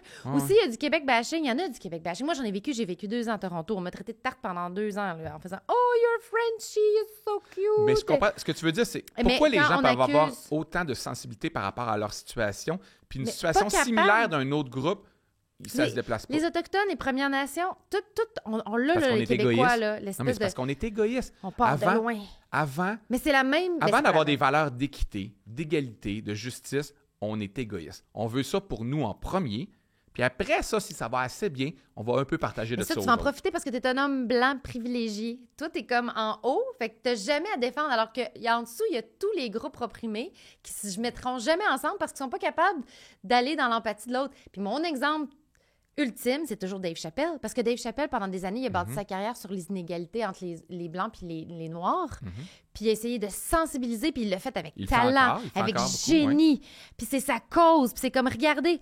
Mais par rapport aux communautés LGBTQ+, aucune empathie, pourquoi ça? Aucune bienveillance. Non, mais tu sais, justement, c'est parce que c'est des gens qui voient ça comme une zero-sum game, un jeu à somme nulle. Et il existe un gros backlash anti-LGBTQ+, dans la communauté noire militante. Ben là, c'est pas moi que j'ai lu un texte là-dessus parce que je ne l'invente pas de ma tête, là. Puis c'est pas tous les cas, mais parce qu'il y a un combat de droits civiques. Non, mais il y a il y a des gens qui voient ça comme une tarte. La visibilité pour les droits civiques, c'est nous qui l'avions. Puis dans les années 80, les LGBTQ+, sont venus les prendre. Le féministe est venu le prendre, le spotlight à la place des Noirs, qui n'avaient pas terminé leur... Puis avec raison, il y avait encore beaucoup de combats à faire, puis je le comprends, là. Mais ils voient ça comme si les deux groupes se convenaient. Parce qu'ils ne sont pas intersectionnels. C'est ça qui est fou, mais c'est ça qui est débile. Fait qu'ils voient ça comme une lutte entre les deux. Fait que c'est sûr qu'en haut, là, le pouvoir en haut... Il ne changera jamais. Oui, moi, toi, Louis. C'est sûr que c'est amusant de voir ça. C'est hilarant. Je parle pas de moi. Même moi, des fois, comme féministe, je fais comme... Puis je me pogne avec d'autres femmes qui sont pro-patriarcat, là. Ils se disent pas pro-patriarcat, là, mais ils font comme... Là, tu sais, il y en a des femmes qui... Puis je fais comme... Ah, ben, on va toujours perdre. Parce que c'est sûr que si on se mettait... Toutes les femmes, la moitié de l'humanité, la communauté LGBTQ+, les Noirs, les musulmans et les Asiatiques. On est comme, you're fucking done. C'est ça le grand remplacement. You're fucking done. Dis pas ça en blague. Même en blague, faut pas que tu dises ça parce que le féministe revanchard fait peur aux gens. Non, you're fucking done dans la pyramide du pouvoir. Il y aurait comme un pouvoir inversé, complexe, multiplié. Je viens de nous imaginer les hommes blancs hétéros avec genre des menottes, là, puis on est obligé de travailler. Il y aurait une équité de... Oui. Que peu importe que tu naisses un homme blanc dans une... On revient à Sapiens. Les gens sont convaincus... On s'est créé des narratifs. Non, mais ils sont convaincus que les ressources sont finies. Genre qu'il y a une quantité de ressources finies, donc on ne veut pas partager. Donc, tous ces groupes-là se disent, si nous, ça va mieux, c'est que ça va aller à l'encontre de quelqu'un d'autre. Puis chaque groupe se dit, il faut prendre avant que l'autre prenne. Fait que ça ne marche pas. Ça marche pas, mais ça fait en sorte que ça marche. Barouette. Ben, que c'est dur, mais tout le monde ne pense pas comme ça. Il y a des choses quand même qui vont bien, là, mais je veux dire, ça serait le fun. J'aimerais ça des fois. On oublie notre humanité, c'est ça qui est niaiseux. Ouais, mais... Oui, mais c'est ça, mais chaque groupe a peur que s'il donne un petit peu de spotlight à un autre, ben c'est moins pour lui. Moi, j'ai toujours pensé ça, mais il y a une vraie passation de privilèges. Tu sais très bien là, que pour que les gens qui ont moins de privilèges que nous, pour qu'il y en ait autant que nous, faut qu'on laisse passer des privilèges. Je sais, mais là, tu parles de nous, là, mais tu vas pas avoir la communauté noire aux États-Unis, là. Oui. Elle va pas dire... Bon, nous, on a assez augmenté, ça va assez bien maintenant, c'est les queers. Mais non, ils ont encore, tu sais, je veux dire, ils font comme, ils sont encore dans la misère. Dave Chappelle, quand il regarde ça, là, puis qu'il voit autant de pinkwashing, puis autant de politiciens qui parlent de les minorités, les LGBTQ+, il faut faire le mois des trans, il faut parler de ça parce qu'ils vont mal. Se dit, puis je dis pas qu'il a raison de se dire ça, mais il se dit, regardez les pauvres noirs, il y a encore de quoi faire là. On n'avait pas fini ce combat-là. Mais c'est plate aussi de positionner les gens comme ça, comme des problèmes à régler. C'est pour ça aussi qu'il y a des gens qui sont comme, moi, je serais pas militante, puis je serais pas dans ces affaires-là, puis je veux juste vivre ma vie. Ou tu sais, comme Candice. C'est qui Candice? C'est la femme afro-américaine, très Candice Owens. Candice Owens. Candice. Ça crée aussi ça crée des espèces de résistants de « Hey, je veux pas être considérée comme une opprimée. » Ben, c'est une façon de s'en sortir aussi dans un groupe où, tu sais, je veux dire... Mais ça aide pas personne! Oui, mais il y a plein de males féministes comme ça aussi. Il y a plein de gars féministes qui le sont juste parce que ça leur permet de rayonner dans le mouvement féministe, tu sais. Fait qu'il y a ça dans tout. Hey, tu veux que je te parle de quelque chose de positif? Oui, mon Dieu! Mais il n'y en a pas beaucoup de positifs. Quelque chose de très positif que j'ai découvert il y a quelques jours. Tu connais probablement pas Sketch. Connais-tu Sketch? Non.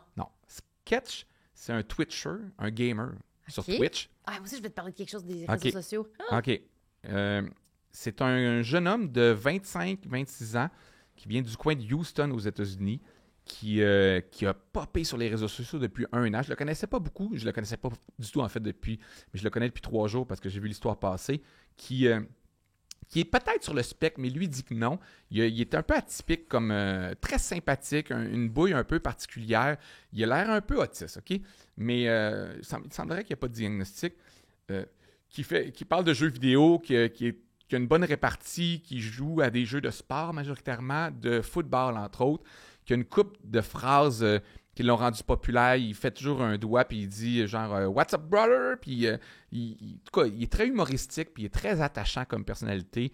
Ça a popé, là. Il y a 1 an, il n'en faisait même pas. Il a commencé à faire ça, et ça a popé. Il est rendu avec des millions de views, puis la NFL s'est approchée de lui. Il a été là au repêchage de 2024. Il a annoncé des joueurs. Sur Internet, il y a plein de ses vidéos. Les gens reprennent, parce qu'il est très sympathique. Ils reprennent de ses vidéos où ce qu'il dit des affaires drôles, puis ils font des spins avec la musique. À date, c'est très positif. Oui, c'est super positif. Tu vas voir, c'est intéressant. Puis, genre, il y avait un défi viral où des femmes de gars, souvent qui trippent sur le football, tout, se filmaient en approchant leur chum en disant, ils disaient juste « What's up, brother? » pour voir si leur chum connaissait le running gag sur Internet. Puis souvent, leur chum réagissait en faisant comme Special Team, Special Treatment, Special... Puis là, il faisait un geste, là, puis en tout cas, ça fait qu'il connaissait, pour dire la notoriété du gars, tu sais. Il a commencé à jouer à des jeux avec d'autres grands gamers. Il a commencé à faire partie d'une équipe de gamers qui l'ont pris sous son aile, sous leur aile. Puis comme, c'est le genre de personnalité que tout le monde trouve tellement sympathique parce que, comme je dis, il est un peu atypique, tu sais. Puis, il y a 2 jours de ça, et a été leaké des vidéos de lui qui ont montré qu'il y a 2 ou 3 ans, ou même il y a peut-être 4-5 ans, peu importe, là, quand il avait début vingtaine, il y avait un OnlyFans gay. Fait qu'il faisait des vidéos homosexuelles. Attends. Il faisait des vidéos, mais non, mais à date, c'est pas un drame pour toi. Non, c'est pas un drame, mais c'est comme, il va avoir de la haine. Ben, tout. Voilà. Fait qu'il est sorti des vidéos de ça, puis là, ça emballait effectivement Twitch, YouTube, puis Instagram, Twitter, tout le monde s'emballait à ce sujet-là. Et les premières réactions qu'il y a eu, c'est des joueurs de football américains, d'autres YouTubers qui ont dit, il s'appelle Kylie Fox, son nom. Ils ont dit genre, c'est correct Kylie, c'est pas grave que tu sois gay. Puis là, il y a des échanges qui sont sortis de lui et d'un autre gars, genre de 30 ans, qui était comme le leader de sa team de jeux vidéo, qui est cheveux roses, puis genre très, très gamer, genre à Los Angeles, qui écrit genre « Hey, ma homie, est-ce que t'es seul? T'es à la maison? » Il dit « Je sais pas, je quitte Los Angeles, cool. Je m'en vais à l'aéroport, je sais pas quoi faire, je sais pas quoi faire. » Puis il dit « Reviens. T'es dans la gang, il n'y a pas de problème, on va arranger ça, inquiète-toi pas. » Il dit « Ouais, mais là, tout le monde sur Internet dit, on s'en fout, t'es dans la gang, t'es un de nos chums, ça change rien. » Puis là, t'as des footballers, tu sais, ce que tu t'attendrais pas, communauté noire, tout le monde qui font des vidéos font comme... Il est OK. On est correct, on s'en fout que tu sois gay. On s'en fout. T'es amusant, tout. bon, il y a eu aussi, évidemment, plein de... Tu sais, ça reste toxique, Internet. Fait que là, il y a aussi des gens comme Faggot, mais grosso modo, son environnement de gamer et de joueur de football, on fait comme... On t'accepte comme t'es, on s'en fout que t'aies fait des vidéos OnlyFans gay. C'était beau. Moi, j'ai braillé. T'as braillé? Oh, hier soir, j'ai braillé quand je voyais ça. Parce que t'as une vidéo... T'as la vidéo de lui, là, qui, parce qu'il a l'air jeune, en plus, il est tout petit, il a l'air jeune, puis là, il est comme « Hello, gang, what's up, homie? » Il est tout démoli, il dit « Je vous mentirai pas, j'ai passé une nuit d'enfer, j'avais 2 choix. » Il dit « Je savais que ça allait sortir un jour, tu sais. Je savais, dans le sens que je connaissais, là, je vivais dans le déni, je savais que ça allait sortir un jour. Puis là, hier soir, quand c'est arrivé, j'avais 2 choix. Soit je mettais fin à tout ça, je l'ai envisagé, tu sais, j'ai pensé... Mais grâce à... Puis là, il se met à pleurer, tu sais. Genre, ma famille, Fazy, qui est l'autre joueur, l'autre gamer, qui a dit « Viens-t'en à la maison, pas de problème. » Puis telle affaire, les amis, ça va aller. Puis là, il a comme fait une joke parce qu'il était... Ça va aller, genre. Puis là, il a juste dit « J'ai rien fait de criminel, j'ai pas... il dit « J'ai pas couché avec des morts. » Quoique peut-être. Je me souviens pas de tout. Là, tu sais, fait qu'il y a un peu d'humour là-dedans, mais moi, j'étais comme... Oh. Mais c'était beau. Fait que la communauté... Puis là, moi, ce que je voulais parler avec ça... bien, la non, vie. mais ouais, mais la ce que je voulais France, parler... les gens sont gentils sur Internet. Je reprends pas tout confiance. le temps, parce qu'il y a, tu vois, il va y avoir un backlash éventuellement qui va arriver. Mais là, ça a été beau. Mais moi, ce que je trouvais qui était inspirant de tout ça, c'est que je me rends compte que... il reste la non, mais ce que je veux dire, c'est que quand les gens se sont attachés à un ami, quand un ami leur dit... Ces mêmes joueurs de football là ou ces mêmes gamers là, quelqu'un qui ne connaisse pas tout, il l'aurait peut-être traité de faggot. Mais là, c'est un ami, il s'était attaché à lui. Puis là, il découvre une autre facette de sa vie. Puis ils font comme, mais t'es mon ami, tu sais. Fait que je pense que ça prendrait. Tu sais, il y a ça dans les équipes de football aussi. Des fois, il y a de l'homophobie jusqu'à temps qu'il y a un des joueurs qui fasse comme, hey, là, moi, je vais vous le dire, tu sais, je suis gay. Puis ils font comme, ah non, on n'est pas homophobe, tu sais, ça me dérange pas que tu sois gay. Fait que des fois, les gens le sont à une certaine distance, mais quand c'est proche d'eux, ils deviennent humains. Il manque dans chaque groupe un gay, un trans, oui! un arabe, un musulman, un whatever. Ben oui, parce que soudainement, tout... Ben oui, mais nous, c'est arrivé dans ma famille. Tu sais, moi, dans ma famille... Attends, parce qu'il y a quelque chose de... Non, mais tu sais, à un moment donné, il y a des Tunisiens qui sont déménagés à côté de chez nous, puis ça a tout changé dans ma famille. Là, on a appris sur la culture tunisienne. C'était des musulmans. Ils nous parlaient de leurs prières, ils nous parlaient de leurs trucs, puis c'est devenu comme les meilleurs amis de mes parents. Puis on fait encore des recettes dans notre famille. Le riz basmati, à Sonia, puis tu sais, il y a encore des recettes. C'est tunisien, ça? Ben, il faisait d'une façon avec du bouillon de poulet revenu dans l'huile. Non, il mettait du curry. Non, il n'y avait pas de curry, il y avait comme du basilic, puis il y a comme une façon de faire. Puis, tu sais, mon père n'aurait jamais autant mangé des briques. Là. Des briques, c'est comme un truc, là... Je sais pas c'est quoi. Oh, c'est tellement bon. C'est les baklava, des petits desserts? Non, c'est comme des pâtes feuilletées, puis à l'intérieur, il y a comme un œuf, puis c'est comme un délice, là, un délice maghrébien. Maghrébin. Mais il y a comme un partage qui s'est fait, puis il n'y a personne qui s'est dit. Puis là, soudainement, il y avait comme une espèce de tolérance, puis de compréhension de l'autre qui est comme arrivé dans ma famille du bas du fleuve qui venait de déménager à Québec. Tu comprends? Un espèce de vrai partage qui... Ouais. Mais ça reprend pourtant, il y en a ça reprend cette social-là, ça reprend cet esprit de communauté-là. C'est juste dommage qu'il faut que ça prenne une expérience humaine. T'as-tu déjà vécu, soit plus jeune, ou toi, mais quelqu'un dire de quoi, soit de raciste ou d'homophobe à côté d'un de ses amis qui est soit gay ou qui est noir, mais en l'oubliant? Tu sais, de genre quelqu'un qui fait comme « Hey, t'as là, puis l'autre fait comme moi, je suis là », puis fait comme « Ah! » Ah, je te vois même plus comme un noir, tu sais, ou genre, je te vois même pas comme un gay. C'est-à-dire que les gens oublient quand ils s'attachent quand ils voient la personne pour ce qu'elle est, ils oublient cette identité-là. Ils manquent de ça. Ouais. Ils manquent de ça. Oui, mais pourtant, si les gens regardaient un petit peu... C'est parce que je trouve que les gens qui sont intolérants puis qui ont des préjugés, ils regardent pas assez autour d'eux. Parce qu'autour d'eux, il y en a des gens de la communauté LGBTQ+, il y en a des femmes qui souffrent aussi, puis il y a d'inégalités puis, ou de violence, ou... Et c'est sûr qu'on a tous ça, là. Ben oui, on a tous une tante ou un oncle. C'est dommage que ça prenne comme « Oh, j'ai un nouveau collègue qui vient de... » Sapiens va nous expliquer ça, mais ça prend ça. Ça en prend un proche de toi. Bizarrement, ma fille, elle m'ouvre à beaucoup d'autres cultures parce que ses amis viennent un peu partout. Fait que, tu sais, là, elle est invitée chez une amie, là, on y va, ou les amis viennent, puis il y a vraiment... Je pensais pas parler à des gens que ça fait 2 ans qu'ils sont au Québec, là, puis d'avoir à les côtoyer avec leurs enfants, puis de parler... Parler aux gens, ça voyons, ouvre vous venez de les la Guinée, esprits. mais là, qu'est-ce que vous faites ici? Puis là, allez-vous toujours rester ici? Puis qui est ici, qui est pas ici? Des fois, il y a des enfants encore là-bas. Puis là, je suis comme, tabarouette, OK. As-tu une famille en tête? C'est des Ukrainiens ou ça n'a pas rapport avec... Non, ils viennent de Guinée. Guinée, OK. Puis, tu sais... Nouvelle ou vieille? Je sais pas, c'est pour ça que j'ai juste dit Guinée. J'ai comme moi la Guinée. Mais non, mais ton histoire, ça me rappelle, par exemple, le pire, là, c'est la femme trans qui avait fait une pub de Bud Light. Tabarnak, ça, j'avais pleuré, là, parce que elle avait pris une pause des réseaux sociaux. Ben, pour la petite histoire, c'est une femme trans formidable sur les réseaux sociaux, super drôle. Je me rappelle même pas de son nom, mais elle chante aussi, elle fait de la comédie musicale. Elle est très sympathique. Elle est comme tellement là, sans malice, puis tellement cute. Puis elle a fait, moi j'aime la bière.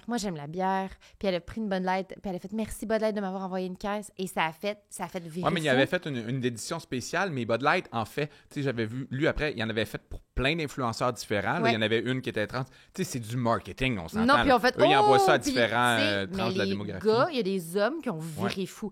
Rentrer dans des dépanneurs, tout coller la Bud Light à terre. Not my Bud Light anymore. Ils n'ont même pas encore repris, hein? Bud Light est passé de premier à deuxième aux États-Unis. C'est la Modelo qui est rendue première, qui est la même compagnie, soit dit en passant. C'est bon, mais il y a du monde qui n'en sont jamais revenus. Ah non, c'est fou. C'est fou parce qu'en même temps, peut-être que les gens. Mais c'est pour envoyer un signal. Quand les gens font ça, là, c'est pour envoyer un signal. C'est pas aux compagnies là, qui s'adressent. S'en fout un peu de Bud, eux. C'est pour envoyer un signal. Ce n'est pas acceptable. Les trans, on va punir. Vous êtes. On va vous punir de vous être associé à eux parce que ça, c'est pas acceptable. Quand tu fais. Moi, il y a des choses que je peux comprendre dans la vie et ça, non. Ah, non, mais il y a vraiment des choses que je peux comprendre dans la vie. Mais là, Bud qui s'associe à, tu sais, je pourrais même probablement discuter avec quelqu'un qui dirait il y a certaines erreurs qui se font il y a certaines exagérations, faut-tu être plus prudent avec les hormones. Il y a une discussion que je peux avoir ouverte avec des gens.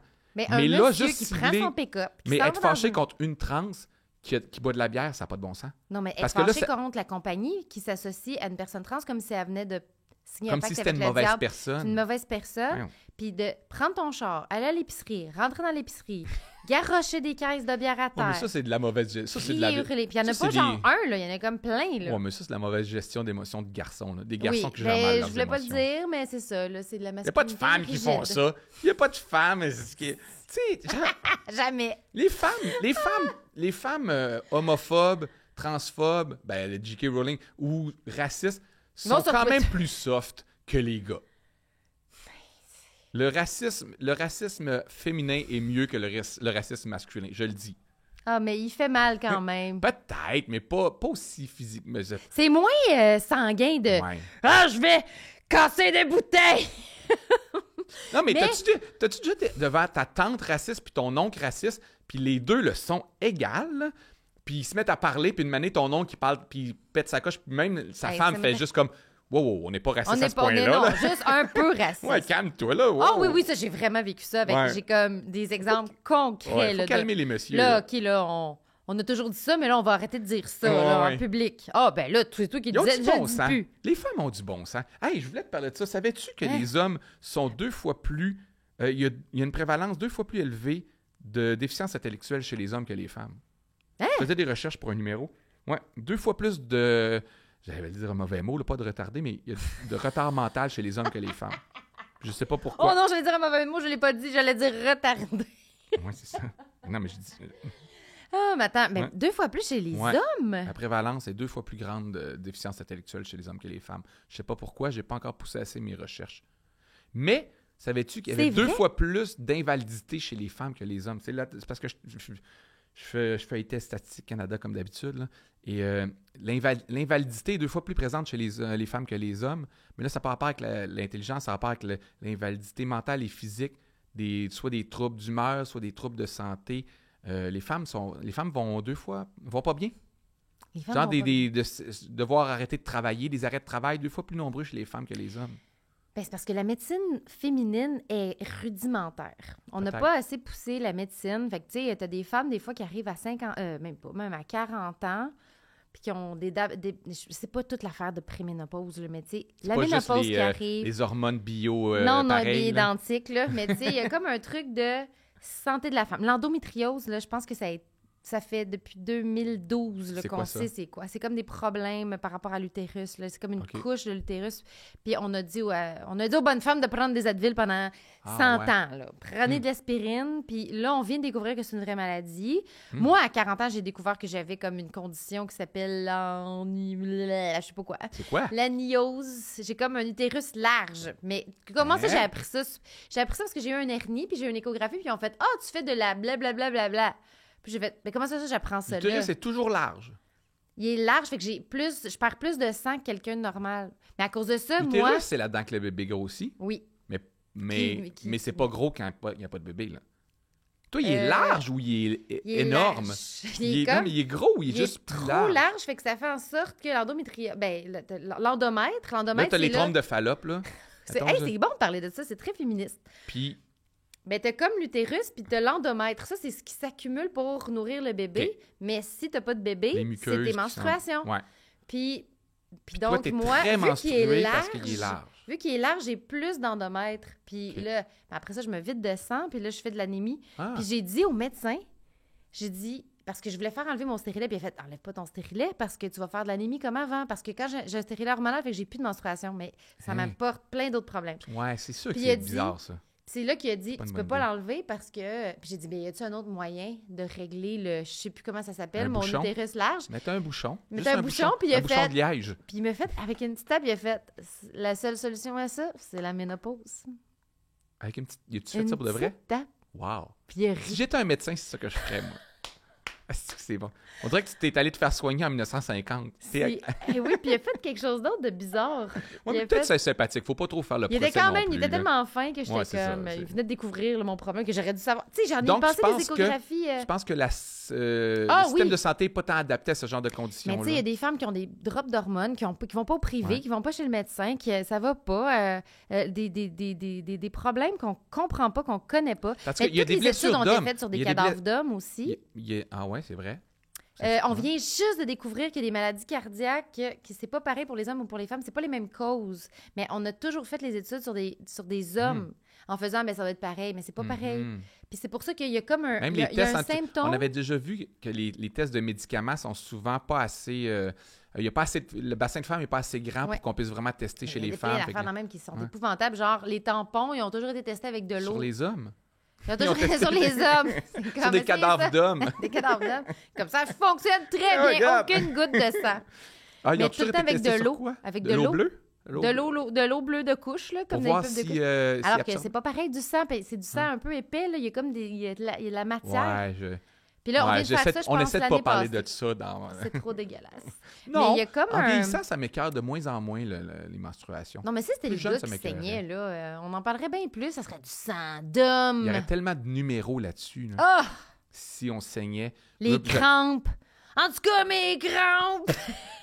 Est-ce que ça s'empire, tu sais, les SPM, est-ce que ça s'empire en vieillissant? Oui, à cause de la chute d'hormones, encore une fois. Mais tu vois, c'est plein. Je pense qu'il y a trop ben, je pense pas, je suis sûre à 100%. Il y a trop une culture du prends sur toi. Quand tu es une femme, tu souffres puis tu fermes ta gueule. Puis c'est très judéo-chrétien. Puis en plus, la médecine, elle valorisait beaucoup la médecine sur l'homme et non la femme.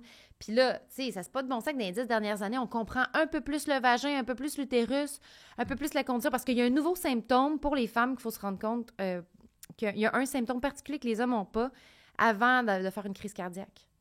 C'est quoi? Je m'en rappelle plus. Il faudrait que tu le saches. Je vais aller checker ça. Je vais le mettre dans les commentaires. Si tu lever son poing et faire comme les arts de la scène. Les arts de la scène! Les arts vivants! Les arts vivants! Oh, j'avais oublié pourquoi je suis fâchée contre François Legault, puis j'ai oublié de dire. Arrête de... Les immigrants. Mais, j'ai le poids de la nation sur les épaules. Mais comment on en est venu à parler de ça? C'était très intéressant. C'est par rapport aux femmes qui sont invalides. Ah oui, l'invalidité. Mais peut-être aussi l'espèce de manque de ressources, manque de... je sais pas si tu devrais aller vers là. Les maladies psychosomatiques. Les femmes ont beaucoup de maladies. Non, mais c'est parce qu'ils sont ça peut-être pourrait se régler avec non. un psy. Ben non, parce que c'est le contraire. Que je viens de dire, là. Faut que je fasse non, attention. mais ta perception est inversée. C'est que il y a tellement... Ben l'endométriose, pendant des années, les gens ont dit. Non, mais les médecins ont dit que c'est dans votre tête. Ah, mais non, ils ont dit que c'est dans votre tête. Mais c'est quoi la maladie d'avoir mal tout le temps, là? C'est celles qui ont toujours mal. Je pense que c'est juste qu'on... C'est la... Non, pas fibromyalgie. Ça commence par... C'est exactement ça. Fibromyalgie? Oui. T'as mal toujours un peu partout? C'est exactement ça. Ça serait c'est un peu TPL. C'est un traumatisme d'enfance qui fait que tu te... Ouais, là, je marche sur des œufs. Je marche sur des trucs que je ne connais pas et que j'ai juste... Chaque fois que j'en entends parler à la radio ou que je lis là-dessus, je me mets à spinner des affaires puis j'ai des opinions. Mais ça ne veut pas dire que c'est vrai. Aucun conseil médical. Non, mais c'est des gens traumatisés qui se mettent à avoir mal tout le temps. Mais dans 10 minutes, on va savoir que c'est une maladie neurologique, là, comme Céline Dion. Qu'on va être capable de le voir. Là. Ben oui, c'est juste qu'on ne sait pas encore parce qu'on s'en calisse. Mais les gens devraient quand même aller pardonner à leurs parents ou arrêter de leur parler. Ils devraient quand même régler des trucs chez le psy. Il y a beaucoup de choses qui peuvent se régler chez le psy. Il faut vraiment prendre le temps de prendre soin de sa santé mentale. Mais il y a une autre affaire. Tu sais, le placebo, ça existe. Moi, j'ai deux choses à parler. Le placebo, ça existe. Oui, ça existe. Bon. Fait qu'à partir du moment où l'effet placebo existe, ça veut dire que le nocebo existe aussi. Et ça veut dire que tu peux te rendre malade mentalement. Oui, mais moi, je pense que je suis très encore axée sur la science. Là. Moi, toute l'affaire de écoute ton corps, il te dit quelque chose. Je suis pas au contraire, moi, je suis totalement dans la science en ce moment. Je suis pas dans la spiritualité. Là. Je pense qu'il y a du monde qui pourrait changer leur attitude puis ils seraient moins malades. Oui, mais... Ouais. Mais je pense pas aux femmes, je pense à tout le monde en général. Là. Il y a des gens que je fais comme... Mais je pense que... Oui, ça, on a déjà parlé de ça, mais des fois, c'est des... Parce qu'il y a des gens qui ont des vrais troubles de la personnalité et des vrais troubles de santé mentale. C'est sûr que... Puis il y a des problèmes de dépendance, mais c'est sûr que des fois, il y a des conditionnements que tu fais comme si tu travaillais moins ou si tu changeais de conjoint. Tu sais, moi, j'en ai déjà eu des stress. La phrase « se botter le cul » a très mal... vieilli ou du moins une très mauvaise visibilité, j'allais dire. Je perds mes phrases. Perception? Ouais, non, mais tu sais, on voit très mal la phrase « botte-toi le cul » parce qu'elle a été très mal utilisée à des gens qui avaient des vrais problèmes, des dépressions. Effectivement, puis ça se règle pas avec se botter le cul. Oui. Fait que ça a été surutilisé. Mais... c'est vrai que des fois, il faut se botter le cul. Oui, c'est vrai, parce que des fois, tu fais comme... Là, tu es en train de faire énormément de thérapie juste pour être capable de rester dans une relation épouvantable. Ouais, c'est ça. Botter le cul, ça peut aussi être... Laisse ton chum, change de job. Oui, ou c'est comme ta job est épouvantable. Parce que moi, ça m'est déjà arrivé de faire « Oh my God, ben ça y est, je suis comme tout le monde, là, j'ai un problème d'anxiété. » Ça vient d'arriver. J'ai arrêté de travailler avec la personne qui me faisait faire de l'anxiété, puis je fais plus d'anxiété. Oh. Je fais aucune anxiété. Des fois, là, quand niveau normal. J'ai une vraie anxiété circonstancielle. Il y a quelque chose d'extrêmement stressant qui s'en vient, ça me fait faire de l'anxiété. Combien on réglerait de problèmes dans la société et de colère si les gens travaillaient sur leur bonheur? Tu sais, change de job, puis laisse ton conjoint ta conjointe. Les gens sont dans des situations précaires. Les gens ne gagnent pas tant d'argent souvent, puis là, c'est comme... J'en parle dans mon show. Je sais pas comment les gens font pour se séparer présentement. Ça coûte beaucoup trop cher, la vie. Là, ça va à l'envers de ce que... En fait, il y a des choses qui coûtent plus cher qu'avant, les maisons. Il y a beaucoup de femmes qui restent dans des pouvoir. C'est ça qui est triste, c'est qu'il y a beaucoup de femmes, surtout pendant la pandémie. Non, mais pendant la pandémie... Mais non, mais la violence conjugale est à la hausse. C'est une des violences qui est le plus en hausse parce qu'en plus, elle est en hausse chez les jeunes. Mais des gens mal accompagnés Pourquoi la violence conjugale est en hausse chez les jeunes, Louis? Ça n'a aucun sens. Ça, chez les jeunes? Oui, c'est à Longueuil surtout. C'est sorti cette semaine. C'est vrai? C'était le bilan des crimes de Longueuil. Il y a plus de crimes contre la propriété, ça veut dire qu'il y a plus de vols de chars. Puis il y a plus de violence conjugale chez les jeunes. Il faut faire attention à ça parce que ça se peut que les gens... du rap? Non, mais ça se peut que les gens soient plus... éduqués par rapport à ça et il y a de la dénonciation. C'est des stats qui sont par rapport à la police. Avant, ils disaient rien. Oui, mais c'est parce que les enquêtes de victimisation sont parfois plus intéressantes, quoique elles aussi sont biaisées. Ta blonde pourrait nous répondre à ça. Pourquoi je la bats?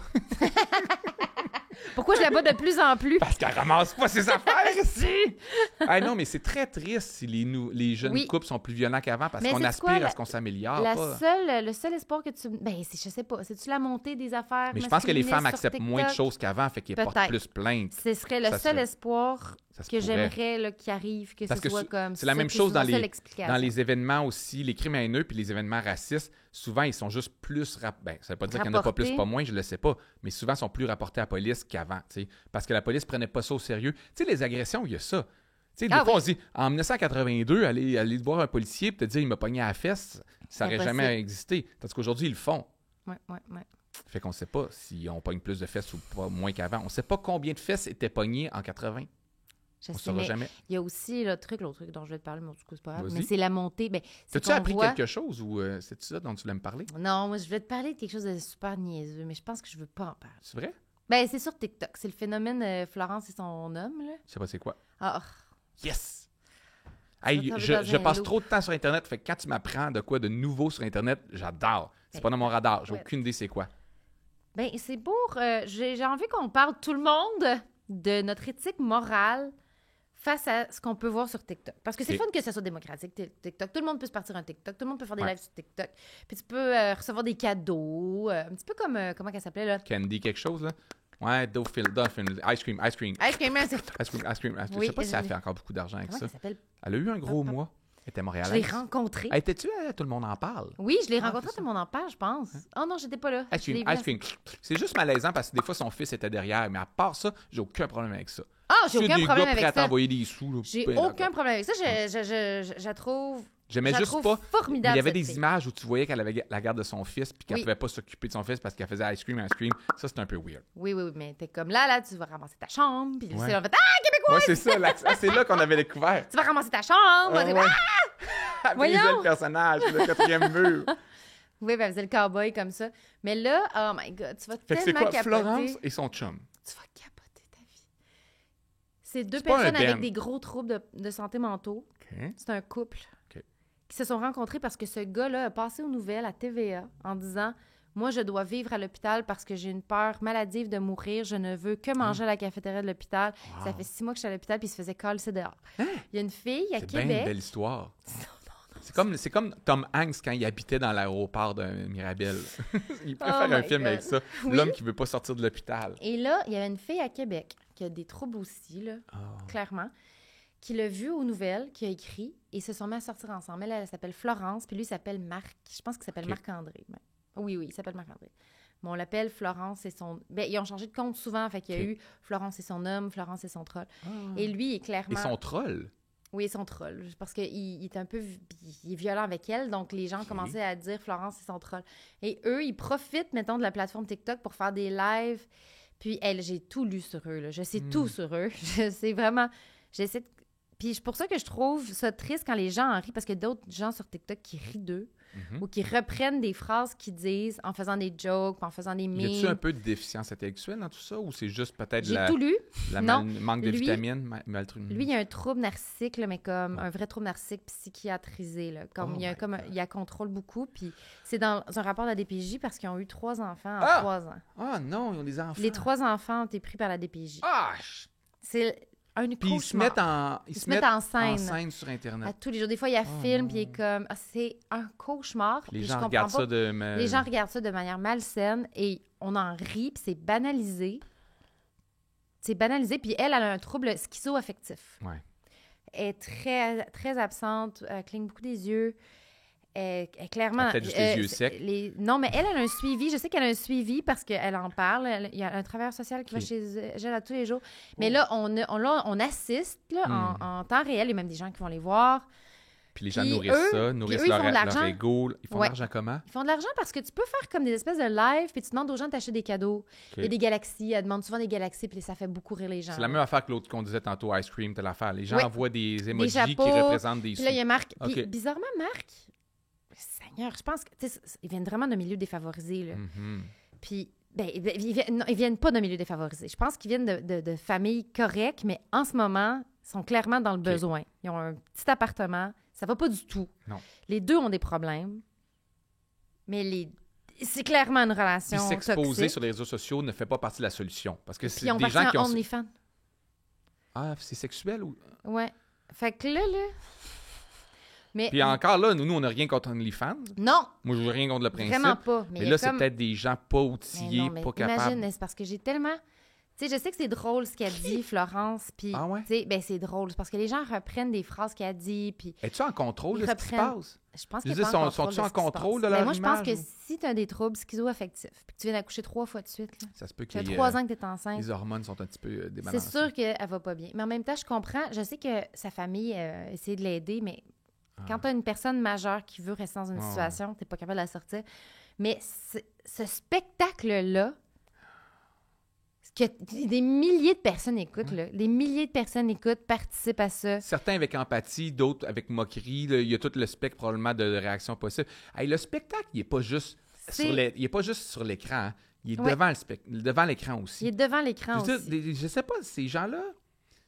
j'ai pas ce désir morbide de regarder des affaires de même parce que moi, j'ai une empathie moi, qui est spéciale, là, dans le sens que je suis pas empathique jusqu'à temps que ça décloche, puis là, je suis trop empathique, puis là, je deviens envahi, moi. C'est un peu puis ça. je trouve même que les médias en parlent pas bien. C'est comme, oh mon Dieu, c'est vraiment... Les médias parlent de ça? Oui, c'est comme ça que je l'ai découvert. Je l'ai découvert parce que ça a passé genre au 98.5. Puis c'est pas que j'aime pas la façon que ça a été rapporté au 98.5, c'est juste que après, j'en ai entendu 2-3 chroniques là-dessus. C'est un petit peu le phénomène Guylaine Gagnon, je pense. Ouais. C'est un peu comme Guylaine Gagnon. La prostituée sur la Rive-Sud qui avait fait des vidéos. Oui. Clairement, il y a des enjeux de santé mentale aussi. Il y a vraiment des enjeux de santé mentale. Le monde consomme ça, mais tu sais, c'est nourrir quelque chose de malsain chez la personne, mais les gens, après ça aussi, en veulent plus. C'est voir des accidents de char. Les gens, les gens provoquent les accidents de char pour en voir plus. C'est là que c'est encore plus malsain. Oui, parce que j'ai beaucoup d'empathie pour cette jeune fille-là, puis probablement pour sa famille, parce que je me dis, on est en train d'en faire un puis tu laisses des traces, là. Oui, puis ça va te suivre toute ta vie, ça, va la suivre toute sa vie. Mais là, les 3 enfants DPJ... Oh! Oui, parce il faudrait que tout le monde arrête d'écouter. C'est ça, elle est inapte à s'occuper des enfants. Fait que moi, j'ai bien de la misère à faire... Tu sais, ça va créer beaucoup de souffrance dans le futur. C'est 3 enfants qui vont se retrouver, je sais pas, dans des familles d'accueil, mais il y a vraiment une espèce de... Je sais pas, je peux pas... Arrêtez de leur envoyer des sous. Vous les aidez pas. Je sais plus, je sais pas. Je suis comme dans un dilemme, moi, je suis comme dans un dilemme moral de comment on en est arrivé là.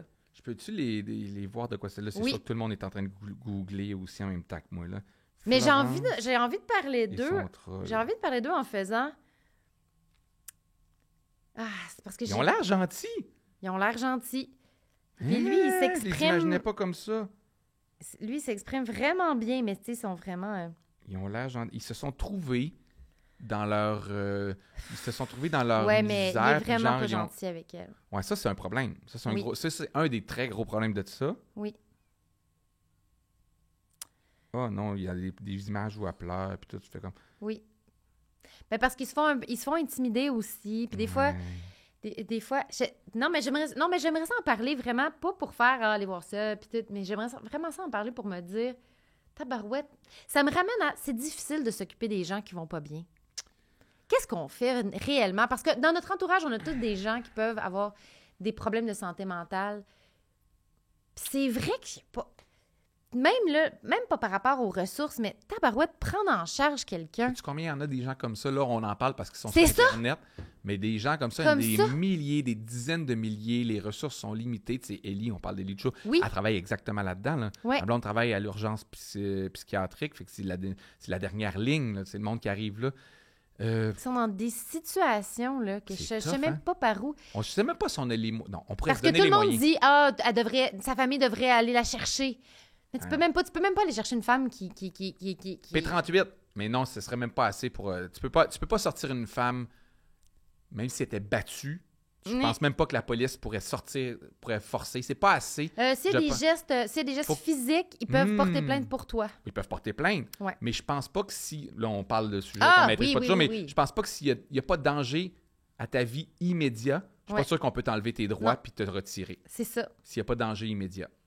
C'est ça, donc on assiste à un spectacle qui se perpétue. On assiste à un accident de char au ralenti avec des gens qui cheer puis qui remettent de l'essence dans le char pour qu'il continue à capoter. Ouais. Tu sais, les gens... Mais toi, t'avais une bien plus belle histoire. On aurait dû closer avec ton histoire de gars qui est coché. Les gens sont apathiques et mais t'as-tu peur de ça, l'espèce de... que les réseaux sociaux puis tout ça, c'est en train de briser notre empathie? Oui, mais je pense qu'on est en train d'arriver à un moment où une bonne partie de la population va décrocher des réseaux sociaux. Le pire est passé, je pense. Bien, on dirait que je suis allée à Salut Bonjour le week-end passé, mais j'ai quand même eu des bons commentaires. Puis il y a eu un monsieur, juste un, c'était déjà un miracle. C'était Bruno. C'était pas Bruno, mais c'était Gino. Non, c'était pas Gino. J'ai comme je l'ai. Non, mais peut-être Gino, il commente l'émission depuis qu'il est plus là. Il est plus là, puis il s'est créé un compte de troll. Oui, pour ça s'appelle Chino Chouinard. Chino Chouinard était comme, oh non, pas elle. Genre une affaire comme, vous manquez vraiment d'idées d'inviter à inviter. Une affaire un peu de même. Puis il y a quelqu'un qui a répondu, là, moi non plus, c'est pas ma préférée. Mais je le dis pas parce que là, être sur les réseaux sociaux, c'est assez. Ben, bravo, madame. Mais bravo. Puis là, j'ai fait, hey, peut-être que Merci. le vent, là, les gens sont peut-être commencent. Hey, c'est des parcelles, là, c'est des particules. Les gens commencent à être tannés de la haine en ligne. Moi, je pense que quand tout le monde va avoir fait son premier burn-out de réseaux sociaux ou première dépression de réseaux sociaux, Oui. ça va changer. Tu sais, on a la chance que ça arrive concentré. Tu sais, l'alcool, on continue parce qu'il y a assez de monde que ça va bien. Puis on finit par réaliser à 40, 50 ans que l'alcool, finalement, c'est un peu tough, puis on arrête. Mais les nouveaux arrivent, puis ils en reconsomment. Mais c'est tellement concentré, les réseaux sociaux, puis c'est tellement en train de briser des vies. Puis ça arrive tellement à plein de gens en ce moment de vivre une fatigue de réseaux sociaux que je pense qu'ils ont déjà probablement les données. Les Facebook, puis toutes ces plateformes-là doivent déjà voir, font comme... Le haut de la vague est passé. Ça va diminuer. Peut-être qu'on est super naïf, mais j'aime ça qu'on soit un petit peu optimiste. Ben moi, je suis entouré de gens qui décrochent de plus en plus des réseaux sociaux. Ah, c'est bon. Moi, dans ma génération, plus les amis garçons que filles, là, mais qui consomment de moins en moins. Puis je pense que ça va devenir... Peut-être que c'est en vieillissant encore une fois, peut-être l'âge, là. Mais je pense que le pire est derrière nous. Mais je trouve que, mettons, mon Facebook, c'est plus commercialisé, là. Tu sais, c'est plus, mettons... carrière-wise, même pour toi. Moi, je commente même plus Facebook, fait que tout ce que j'ai, c'est du monde qui souhaite bonne fête à d'autres. C'est juste ça mon fil. Bonne fête. Bonne fête! Mais là, en tout cas, on va voir si on a raison avec les commentaires que vous allez nous laisser. Si vous allez être dans la joie, dans l'empathie. On a fait assez long. On dirait moi et ma blonde. On a fait assez long. C'est correct. Bon, c'est correct, on a fait... On regarde, on a un chronomètre. C'est la même affaire. Oh my Moi God. et ma blonde, c'est la même affaire. 3 caméras puis un chronomètre. ça va être ça, 3 Elisabeth trépieds. et son troll. Yes! On va commencer. Vous allez être riche. Vous allez augmenter votre pouvoir d'achat. Envoyez-nous des galaxies. Ice cream. Hey, t'imagines-tu si on commence à faire ça? OK. Bye, tout le monde. Bye. Laissez-nous des beaux commentaires. Ouais.